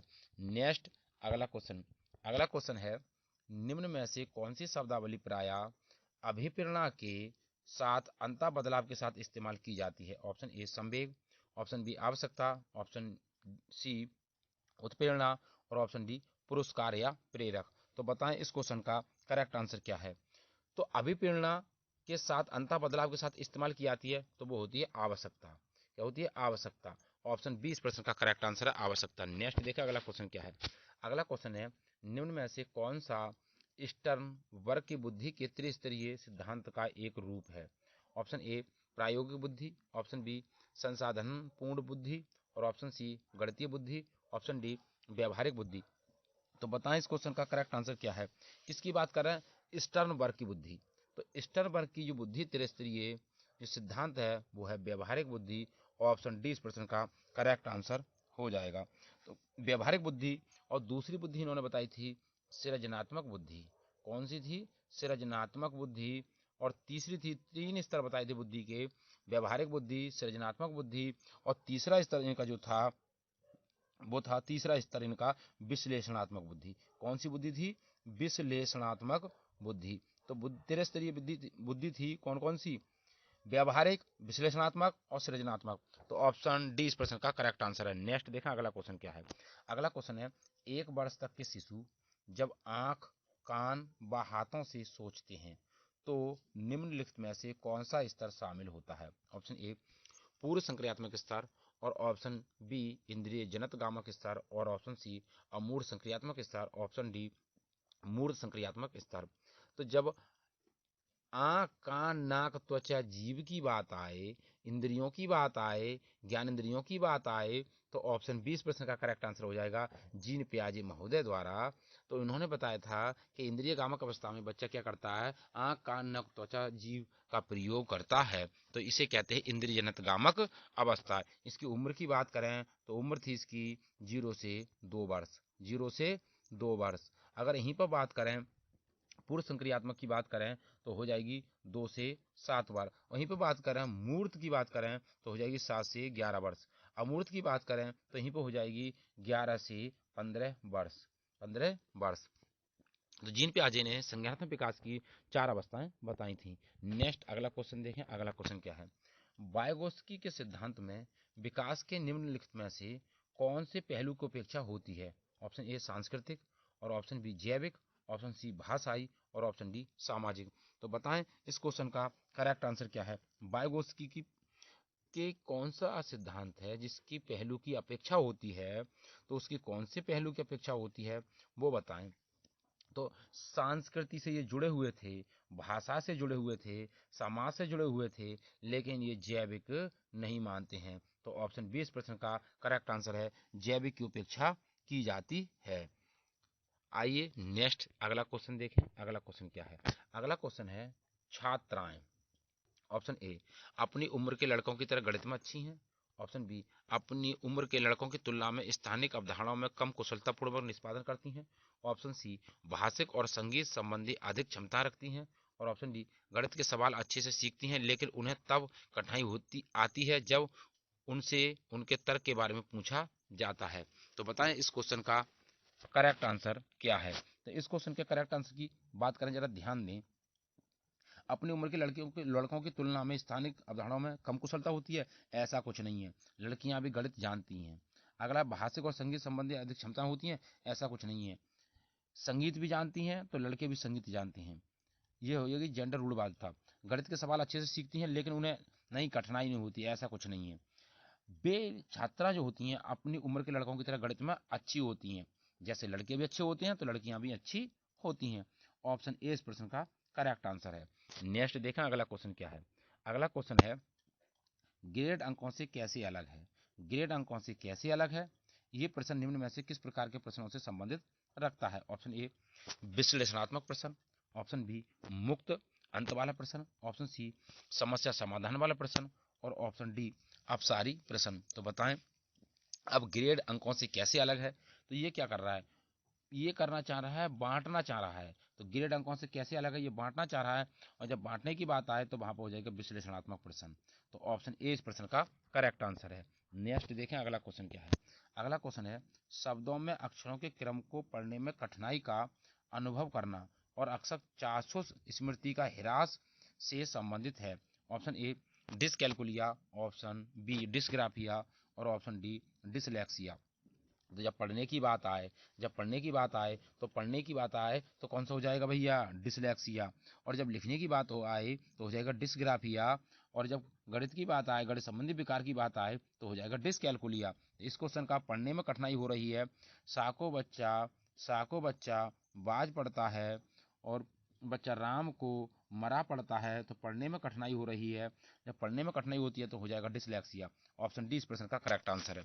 नेक्स्ट देखा अगला क्वेश्चन क्या है? अगला क्वेश्चन है रिया कक्षा में पिकनिक तय करने हेतु ऋषभ से सहमत नहीं है। तो रिया कक्षा में पिकनिक तय करने हेतु ऋषभ से सहमत नहीं है। वह सोचती है कि बहुमत के अनुकूल बनाने के लिए नियमों का संशोधन किया जा सकता है। यह सहपाठी विरोध पियाजे के अनुसार निम्नलिखित में से किससे संबंधित है?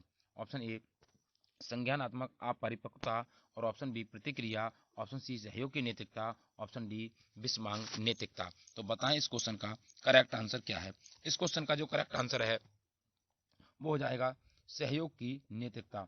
ऑप्शन सी इस प्रश्न का करेक्ट आंसर है। क्योंकि जब बात करें किसकी बात कर रहा है? जब बात हो किसकी? सहपाठी की बात हो। जब सहपाठी की बात हो तो सहयोग की नैतिकता हो जाएगी। ऑप्शन सी इस प्रश्न का करेक्ट आंसर है। नेक्स्ट क्वेश्चन अगला क्वेश्चन क्या है? एल्बर्ट बंडूरा के सामाजिक अधिगम सिद्धांत के अनुसार निम्न में से कौन सा सही है? ऑप्शन ए बच्चे के सीखने के लिए प्रतिरूप मॉडलिंग एक मुख्य तरीका है, और ऑप्शन बी अनसुलझा संकट बच्चों को नुकसान पहुंचा सकता है, ऑप्शन सी संज्ञानात्मक विकास सामाजिक विकास से स्वतंत्र है, और ऑप्शन डी खेल अनिवार्य है और उसे विद्यालय में प्राथमिकता दी जानी चाहिए। तो बताएं इस क्वेश्चन का करेक्ट आंसर क्या है? अल्बर्ट बंडूरा की जब बात आए तो अल्बर्ट बंडूरा ने जो सिद्धांत दिया था वो मॉडलिंग प्रतिरूप का सिद्धांत दिया था, और अनुकरण पर ये आधारित हैं। अल्बर्ट बंडूरा कहाँ के रहने वाले थे? तो ये कनाडा के रहने वाले थे। और अनुकरण का इन्होंने सिद्धांत दिया था। तो ऑप्शन ए इस प्रश्न का करेक्ट आंसर है। बच्चों के सीखने के लिए प्रतिरूप मॉडलिंग का एक मुख्य तरीका है और बच्चे फिल्मों में दिखाए गए हिंसात्मक व्यवहार को देखकर क्या करते हैं, सीख जाते हैं। तो ये भी कथन उन्हीं का है, किसका, अल्बर्ट बंडूरा साहब का। नेक्स्ट अगला क्वेश्चन देखें। अगला क्वेश्चन है, जब बच्चे एक अवधारणा को सीखते हैं और उसका प्रयोग करते हैं तो अभ्यास उनके द्वारा की जाने वाली त्रुटियों को कम करने में मदद करता है। ये विचार के द्वारा दिया गया है। ऑप्शन ए जीन पियाजी और option B JB Watson, option C Lev Vygotsky और ऑप्शन डी एल थॉर्नडाइक। तो बताएं इस क्वेश्चन का करेक्ट आंसर क्या है। जब बच्चे एक अवधारणा को सीखते हैं और उसका प्रयोग करते हैं तो अभ्यास उनके द्वारा की जाने वाली त्रुटि, तो प्रयास एवं त्रुटि, अभ्यास की बात आएगी, प्रयास, तो प्रयास और त्रुटि का सिद्धांत किसने दिया था, तो प्रयास और त्रुटि का सिद्धांत दिया था एल थॉर्नडाइक ने। ऑप्शन डी इस प्रश्न का करेक्ट आंसर हो जाएगा। जीन पियाजे ने संज्ञानात्मक विकास की 4 अवस्थाएं बताई थी। वाइगोत्स्की साहब किस पर आधारित हैं, सामाजिक और सांस्कृतिक पर आधारित हैं। थॉर्नडाइक ने प्रयास और त्रुटि का सिद्धांत बताया था और इन्होंने सीखने के 2 नियम बताए थे। इसलिए इस प्रश्न का जो करेक्ट आंसर है वो हो जाएगा ऑप्शन डी। नेक्स्ट देखें अगला क्वेश्चन। अगला क्वेश्चन है, सिद्धांत चित्र खालिस्तान के द्वारा नवीन अवधारणाओं की समझ बढ़ाते हैं। ऑप्शन ए विशिष्ट विवरण पर एकाग्रता केंद्रित करने और ऑप्शन बी अध्ययन के लिए शैक्षणिक विषय वस्तु की प्राथमिकता तय करने और ऑप्शन सी तर्कपूर्ण ढंग से सूचना को व्यवस्थित करने की योग्यता को बढ़ाने और ऑप्शन डी विषय क्षेत्रों के बीच ज्ञान के स्थानांतरण। तो बताएं इस क्वेश्चन का करेक्ट आंसर क्या है। इस क्वेश्चन का विशिष्ट विवरण पर एकाग्रता केंद्रित करने के लिए ऐसा कुछ नहीं है। अध्ययन के लिए शैक्षणिक विषय वस्तु की प्राथमिकता तय करना, नहीं, ऐसा नहीं है। जब चित्र की बात आए, सिद्धांत चित्र के द्वारा नवीन अवधारणा समझ में आए, तो हो जाएगा ऑप्शन सी। जरा देखें, तर्कपूर्ण ढंग से सूचना को व्यवस्थित करने की योग्यता को बढ़ाने के लिए चित्रों के द्वारा नवीन अवधारणा को समझ बढ़ाते हैं। तो ऑप्शन सी इस प्रश्न का करेक्ट आंसर है। नेक्स्ट देखें अगला क्वेश्चन, निगमनात्मक तर्कणा में शामिल है। तो निगमनात्मक तर्कणा में क्या चीज शामिल है। ऑप्शन ए विशिष्ट से सामान्य की ओर तर्कणा करना और ऑप्शन बी ज्ञान का सक्रिय निर्माण और पुनर्निर्माण करना और ऑप्शन सी अन्वेषण परक सीखना और स्वतः खोज परक संबंधी पद्धतियां और ऑप्शन डी सामान्य से विशिष्ट की ओर तर्कणा। तो बताएं इस क्वेश्चन का करेक्ट आंसर क्या है। तो इस क्वेश्चन के करेक्ट आंसर की बात करें, करेक्ट आंसर, तो इस क्वेश्चन का जो करेक्ट आंसर है, निगमन की बात करें तो निगमन का मतलब होता है, निगमन विधि का मतलब होता है कि नियम से उदाहरण की ओर, नियम से उदाहरण की ओर, नियम से जब उदाहरण की बात आए तो हो जाएगा सामान्य से विशिष्ट की ओर तर्कणा। ऑप्शन डी इस प्रश्न का करेक्ट आंसर है, सामान्य से विशिष्ट की ओर। आइए नेक्स्ट अगला क्वेश्चन। अगला क्वेश्चन है, निम्न में से कौन सा बच्चों को संज्ञानात्मक विकास के लिए सर्वाधिक उपयुक्त है। तो निम्न में से कौन सा बच्चों के संवेगात्मक विकास के लिए सर्वाधिक उपयुक्त है। ऑप्शन ए कक्षा का प्रजातांत्रिक परिवेश और ऑप्शन बी अध्यापकों की कोई भी सहभागिता नहीं क्योंकि ये माता पिता का कार्य है। अगला है कक्षा का नियंत्रित परिवेश और अगला है कक्षा का अधिकारवादी परिवेश। तो संज्ञानात्मक विकास के लिए सर्वाधिक महत्वपूर्ण या सर्वाधिक उपयुक्त क्या है। तो बताएं इस क्वेश्चन का करेक्ट आंसर क्या है। इस क्वेश्चन के करेक्ट आंसर की बात करें तो इस क्वेश्चन का जो करेक्ट आंसर, तो संवेगात्मक विकास के लिए सर्वाधिक उपयुक्त है कक्षा का प्रजातांत्रिक परिवेश। ऑप्शन ए इस प्रश्न का करेक्ट आंसर है। नेक्स्ट क्वेश्चन अगला क्वेश्चन। अगला क्वेश्चन है, निम्नलिखित में से कौन सा एक उपयुक्त रचनात्मक आकलन का कार्य नहीं है। ऑप्शन ए खुले अंत वाले प्रश्न और ऑप्शन बी परियोजना, ऑप्शन सी अवलोकन, ऑप्शन डी विद्यार्थियों का योग्यता क्रम निर्धारित करना। तो इस क्वेश्चन का जो करेक्ट आंसर हो जाएगा वो करेक्ट आंसर हो जाएगा विद्यार्थियों का योग्यता क्रम निर्धारित करना। ऑप्शन डी इस प्रश्न का करेक्ट आंसर है। आकलन ये कभी नहीं कहता कि विद्यार्थियों का योग्यता क्रम निर्धारित किया जाए। खुले अंत वाले प्रश्न होते हैं, आकलन में परियोजना की जाती है, अवलोकन किया जाता है। ये तीनों स्टेटमेंट ठीक है, यहाँ पर पूछ रहा नहीं है तो नहीं की बात है, योग्यता क्रम निर्धारित करना। ऑप्शन डी इस प्रश्न का करेक्ट आंसर हो जाएगा। नेक्स्ट क्वेश्चन अगला क्वेश्चन देखें, अगला क्वेश्चन क्या है। अगला क्वेश्चन है, एक प्रभावशाली अध्यापिका होने के लिए ये महत्वपूर्ण है। तो क्या महत्वपूर्ण है। ऑप्शन ए पुस्तक से उत्तरों को लिखाने पर बल देना और ऑप्शन बी समूह गतिविधि के बजाय व्यक्तिगत अधिगम पर ध्यान देना और ऑप्शन सी विद्यार्थियों के द्वारा प्रश्न पूछने के कारण उत्पन्न व्यवधान की अनदेखी करना और ऑप्शन डी प्रत्येक बच्चे के संपर्क में रहना।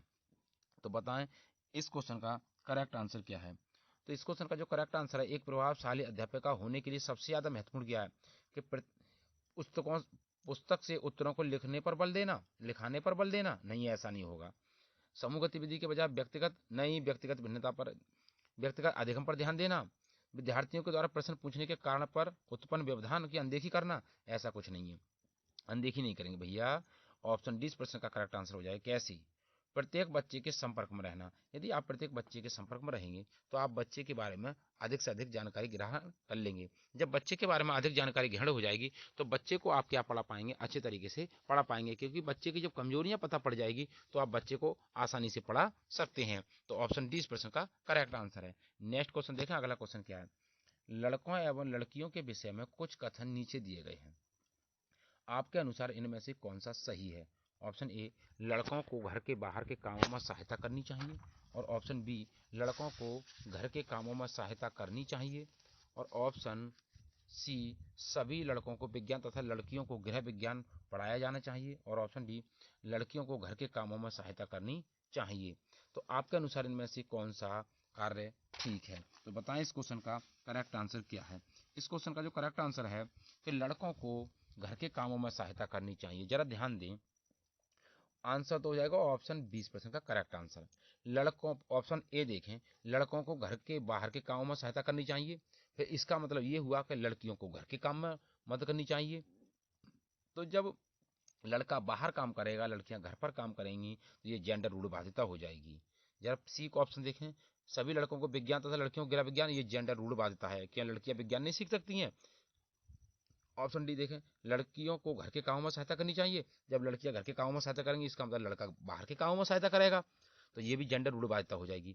लड़कों को घर के कामों में सहायता करनी चाहिए, जब लड़की की मदद करेगा लड़का तो लड़कियां भी बाहर के कामों में मदद कर सकती हैं, तो ये हो जाएगी जेंडर समानता। तो सीडीपी कभी नहीं कहती कि जेंडर रूढ़िवादिता हो, सीडीपी हमेशा ये कहती है कि जेंडर समानता हो। तो ऑप्शन 20% का करेक्ट आंसर है, लड़कों को घर के कामों में सहायता करनी चाहिए। नेक्स्ट अगला क्वेश्चन देखें, अगला क्वेश्चन क्या है। एक बच्चे की कॉपी में लिखने में विपरीत छवियां, एक बच्चे की कॉपी में लिखने में विपरीत छवियां, दर्पण छवि आदि जैसी गलतियां मिलती हैं। इस प्रकार का बच्चा लक्षण प्रदर्शित कर रहा है, कैसा लक्षण प्रदर्शित कर रहा है। ऑप्शन ए, अधिगम में असुविधा के, और ऑप्शन बी, अधिगम में आसक्तता के, और ऑप्शन सी, अधिगम में कठिनाई के, ऑप्शन डी, अधिगम में समस्या के। तो बताएं इस क्वेश्चन का करेक्ट आंसर क्या है। तो इस क्वेश्चन का जो करेक्ट आंसर है वो अधिगम में क्या कर रहा है, आसक्तता है। अधिगम में असुविधा नहीं है, अधिगम में कठिनाई नहीं हो रही, ना ही समस्या हो रही, अधिगम में आसक्तता है, कुछ कमियां हैं। तो ऑप्शन बी इस प्रश्न का करेक्ट आंसर है। नेक्स्ट देखा अगला क्वेश्चन क्या है। अगला क्वेश्चन है कि शिक्षार्थियों के ज्ञान अर्जन में सहायता करने के क्रम में अध्यापकों को किस पर ध्यान केंद्रित करना चाहिए। तो शिक्षार्थियों के ज्ञान अर्जन में सहायता करने के क्रम में अध्यापकों को किस पर ध्यान केंद्रित करना चाहिए। तो बताएं इस क्वेश्चन का करेक्ट आंसर क्या है। ऑप्शन ए, सुनिश्चित करना कि शिक्षार्थी सब कुछ याद करते हैं, और ऑप्शन बी, शिक्षार्थियों के द्वारा प्राप्त किए गए अंकों ग्रेडों पर, और ऑप्शन सी, शिक्षार्थियों को सक्रिय सहभागिता के लिए शामिल करना, और ऑप्शन डी, शिक्षार्थी के द्वारा अधिगम की आवश्यकता अवधारणाओं में कुशलता प्राप्त करना। तो इस का जो टैग वर्ड है, तो टैग वर्ड आएगा यहाँ पर सक्रिय। तो जब सक्रिय आ जाए तो सक्रिय सहभागिता के लिए शामिल करना, ऑप्शन सी इस प्रश्न का करेक्ट आंसर हो जाएगा कि शिक्षार्थियों को सक्रिय सहभागिता के लिए शामिल करना। नेक्स्ट देखें अगला क्वेश्चन क्या है। अगला क्वेश्चन है, अध्यापक के दृष्टिकोण से प्रतिभाशीलता किसका संयोजन है।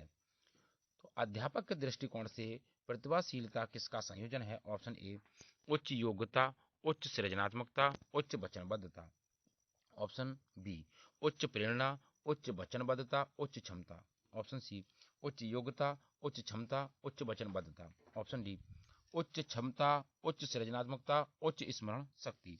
तो बताएं इस क्वेश्चन का करेक्ट आंसर क्या है। इस क्वेश्चन का जो करेक्ट आंसर है, उच्च क्षमता हो बच्चे की, उच्च सृजनात्मकता होती है, और उच्च स्मरण शक्ति होती है किसकी? प्रतिभाशाली बालक की। ऑप्शन डी इस प्रश्न का करेक्ट आंसर है। वो योग्यता नहीं होगी मेरे भैया, उच्च योग्यता से कोई लेना देना नहीं है। उच्च योग्यता नहीं होगी, वचनबद्धता नहीं होगी, तो उच्च क्षमता होगी, उच्च सृजनात्मकता, उच्च स्मरण शक्ति। ऑप्शन डी इस प्रश्न का करेक्ट आंसर है। नेक्स्ट देखा अगला क्वेश्चन क्या है। अगला क्वेश्चन है एनसीएफ 2005 के अनुसार गलतियां इस कारण से महत्वपूर्ण होती हैं। ऑप्शन ए, ये विद्यार्थियों को उत्तीर्ण एवं अनुत्तीर्ण समूहों में वर्गीकृत करने के लिए एक महत्वपूर्ण उपकरण है। और ऑप्शन बी, ये अध्यापकों को बच्चों को डांटने के लिए एक तरीका उपलब्ध कराती हैं। और ऑप्शन सी, ये बच्चे के विचार की अंतर्दृष्टि उपलब्ध कराती हैं तथा समाधानों को पहचानने में सहायता करती हैं। और ऑप्शन डी, ये कक्षा से कुछ बच्चों को हटाने के लिए आधार उपलब्ध कराती हैं। तो बताएं इस क्वेश्चन का करेक्ट आंसर क्या है एनसीएफ 2005 के अनुसार। तो एनसीएफ 2005 के अनुसार बताएं तो ये ऑप्शन सी इस प्रश्न का करेक्ट आंसर हो जाएगा। ये बच्चे के विचार की अंतर्दृष्टि उपलब्ध कराती हैं तथा समाधानों को पहचानने में सहायता करती हैं। और ऑप्शन सी इस प्रश्न का करेक्ट आंसर है। नेक्स्ट देखा अगला क्वेश्चन क्या है। अगला क्वेश्चन है आउट ऑफ द बॉक्स चिंतन किससे संबंधित है। ऑप्शन ए, अनुकूलन चिंतन। और ऑप्शन बी, स्मृति आधारित चिंतन। और ऑप्शन सी, अपसारी चिंतन। और ऑप्शन डी, अभिसारी चिंतन। तो out of the box, out of the box यानी कि बॉक्स से बाहर। जरा ध्यान दें, ये बॉक्स है। जब बॉक्स से बाहर की ओर चिंतन कर रहा है बच्चा, बाहर की ओर चिंतन कर रहा है, तो ये एक बिंदु हो गया। और एक ही बिंदु से कई दिशाओं में जाना तो कहलाता है अपसारी चिंतन। और जब कई बिंदुओं से एक बॉक्स के अंदर जाना, बॉक्स के अंदर जाना, तो ये कहलाता है अपसारी चिंतन। इसमें कह रहा है आउट ऑफ द बॉक्स, ये हो जाएगा अपसारी चिंतन। ऑप्शन सी इस प्रश्न का करेक्ट आंसर है, अपसारी चिंतन। नेक्स्ट देखा अगला क्वेश्चन क्या है। अगला क्वेश्चन है शिक्षण में अध्यापकों के द्वारा विद्यार्थियों का आकलन इस अंतर्दृष्टि को विकसित करने के लिए किया जा सकता है। ऑप्शन ए, उन विद्यार्थियों की पहचान करना जिन्हें उच्चतर कक्षा में प्रोन्नत करना है। ऑप्शन बी, उन विद्यार्थियों को प्रोन्नत न करना जो विद्यालय के स्तर से के अनुकूल नहीं है। और ऑप्शन सी, शिक्षार्थियों की आवश्यकता के अनुसार शिक्षण उपागम में परिवर्तन करना। तो इस क्वेश्चन का जो करेक्ट आंसर है वो हो जाएगा, जरा इधर ध्यान दें, उन विद्यार्थियों की पहचान करना जो उच्चतर कक्षा में प्रोन्नत करते हैं, ऐसा कुछ नहीं है। उन विद्यार्थियों को प्रोन्नत ना करना जो विद्यालय के स्तर के अनुकूल नहीं है, उनको भी प्रोन्नत करना पड़ेगा, ये भी ऑप्शन नहीं होगा। शिक्षार्थियों के आवश्यकता के अनुसार, उनकी क्या आवश्यकता है उनके अनुसार शिक्षण उपागम में परिवर्तन करना, बदलाव करना। तो ऑप्शन सी इस प्रश्न का करेक्ट आंसर हो जाएगा। नेक्स्ट देखा अगला क्वेश्चन क्या है। अगला क्वेश्चन है बच्चों को शाब्दिक या गैर शाब्दिक दंड देने का परिणाम होता है। ऑप्शन ए, उन्हें कार्य करने के लिए प्रेरित करना। और ऑप्शन बी, बच्चे की छवि की सुरक्षा करना। और ऑप्शन सी, उनके अंकों में सुधार करना। ऑप्शन डी, उनके स्वयं के प्रति अवधारणा को नष्ट करना। तो इस क्वेश्चन का जो करेक्ट आंसर हो जाएगा, बताएं कमेंट बॉक्स में इस क्वेश्चन का आंसर दीजिए। तो इस क्वेश्चन का जो करेक्ट आंसर हो जाएगा, उन्हें कार्य करने के लिए प्रेरित करना, दंड देने का परिणाम होता है उनके स्वयं के प्रति अवधारणा को नष्ट करना।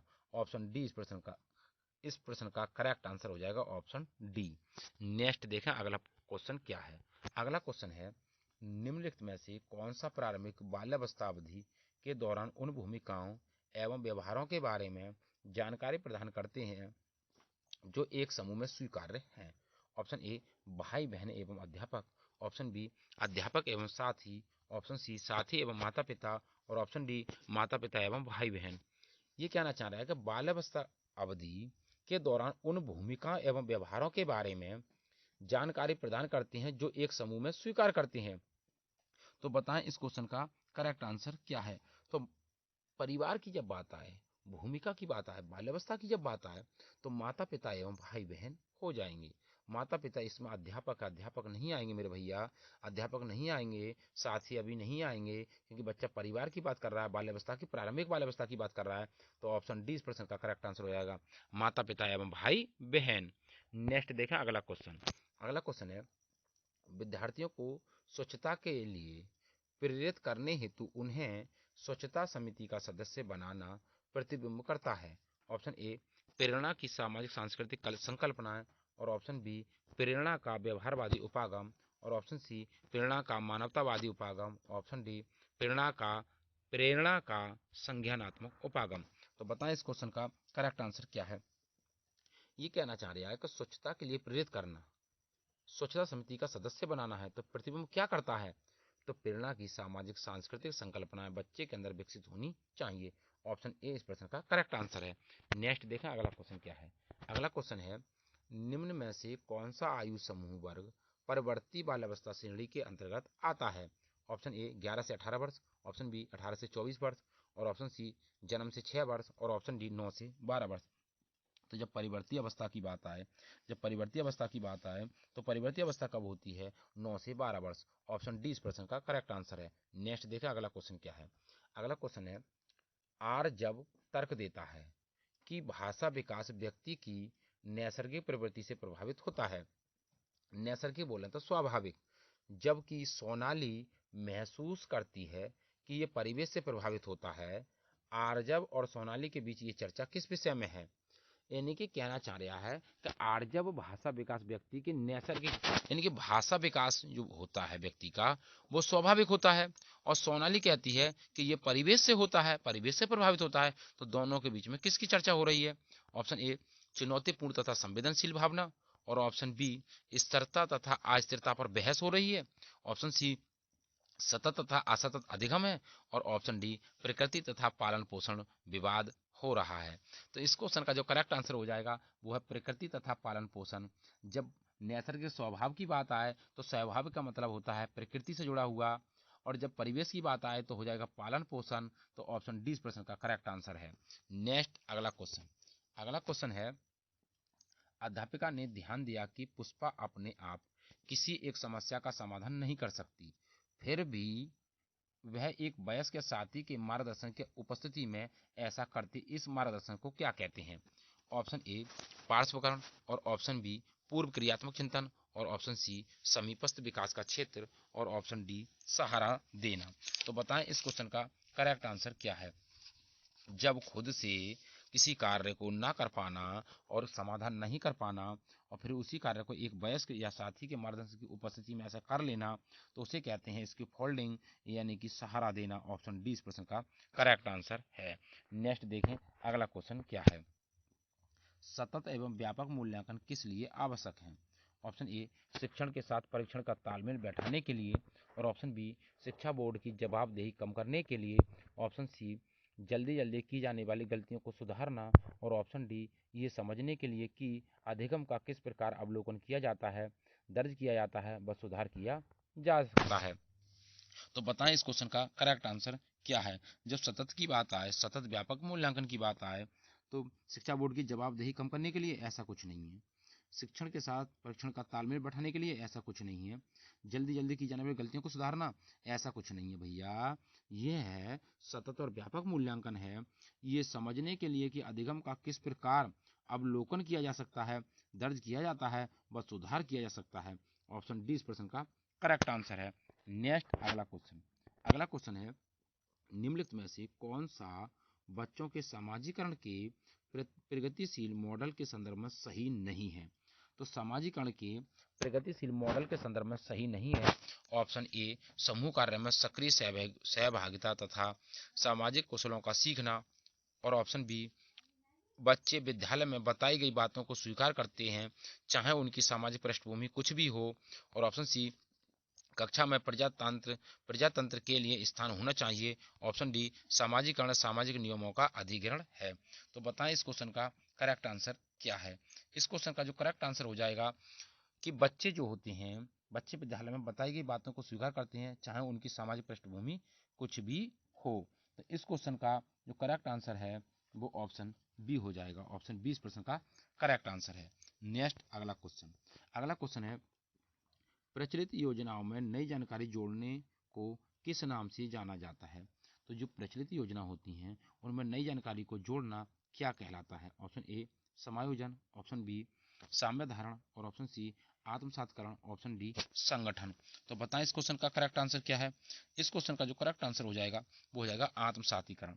इनकी प्रचलित जो योजना है, जो पुरानी योजना जो चल रही हैं, और उन्हीं योजनाओं में नई जानकारी को जोड़ना क्या कहलाता है? तो उसे कहते हैं आत्मसातीकरण। ऑप्शन सी इस प्रश्न का करेक्ट आंसर हो जाएगा। नेक्स्ट देखा अगला क्वेश्चन क्या है। अगला क्वेश्चन है, वंचित समूह के विद्यार्थियों को सामान्य विद्यार्थियों के साथ साथ पढ़ाना चाहिए। इसका अभिप्राय क्या है? ऑप्शन ए समावेशी शिक्षा, ऑप्शन बी विशेष शिक्षा, ऑप्शन सी एकीकृत शिक्षा, ऑप्शन डी अपवर्जक शिक्षा। तो बताएं इस क्वेश्चन का करेक्ट आंसर क्या है कि जब जो वंचित समूह के विद्यार्थी हैं और उन्हीं बच्चों के साथ सामान्य बच्चों को बैठाया जाए तो ये क्या कहलाता है? तो इसे कहते हैं समावेशी शिक्षा। ऑप्शन ए इस प्रश्न का करेक्ट आंसर है। तो उम्मीद करता हूं दोस्तों बाल विकास से संबंधित, बाल मनोविज्ञान से संबंधित जो 50 प्रश्नों की श्रृंखला थी आपको पसंद आई होगी। यदि वीडियो पसंद आई हो तो वीडियो को ज़्यादा से ज़्यादा शेयर करें और लाइक करें और कमेंट बॉक्स में वीडियो से संबंधित अपना सुझाव अवश्य दें और अंत में ये बताएं कि आपका स्कोर कितना रहा। ऑल द बेस्ट, थैंक्स, जय हिंद, जय भारत।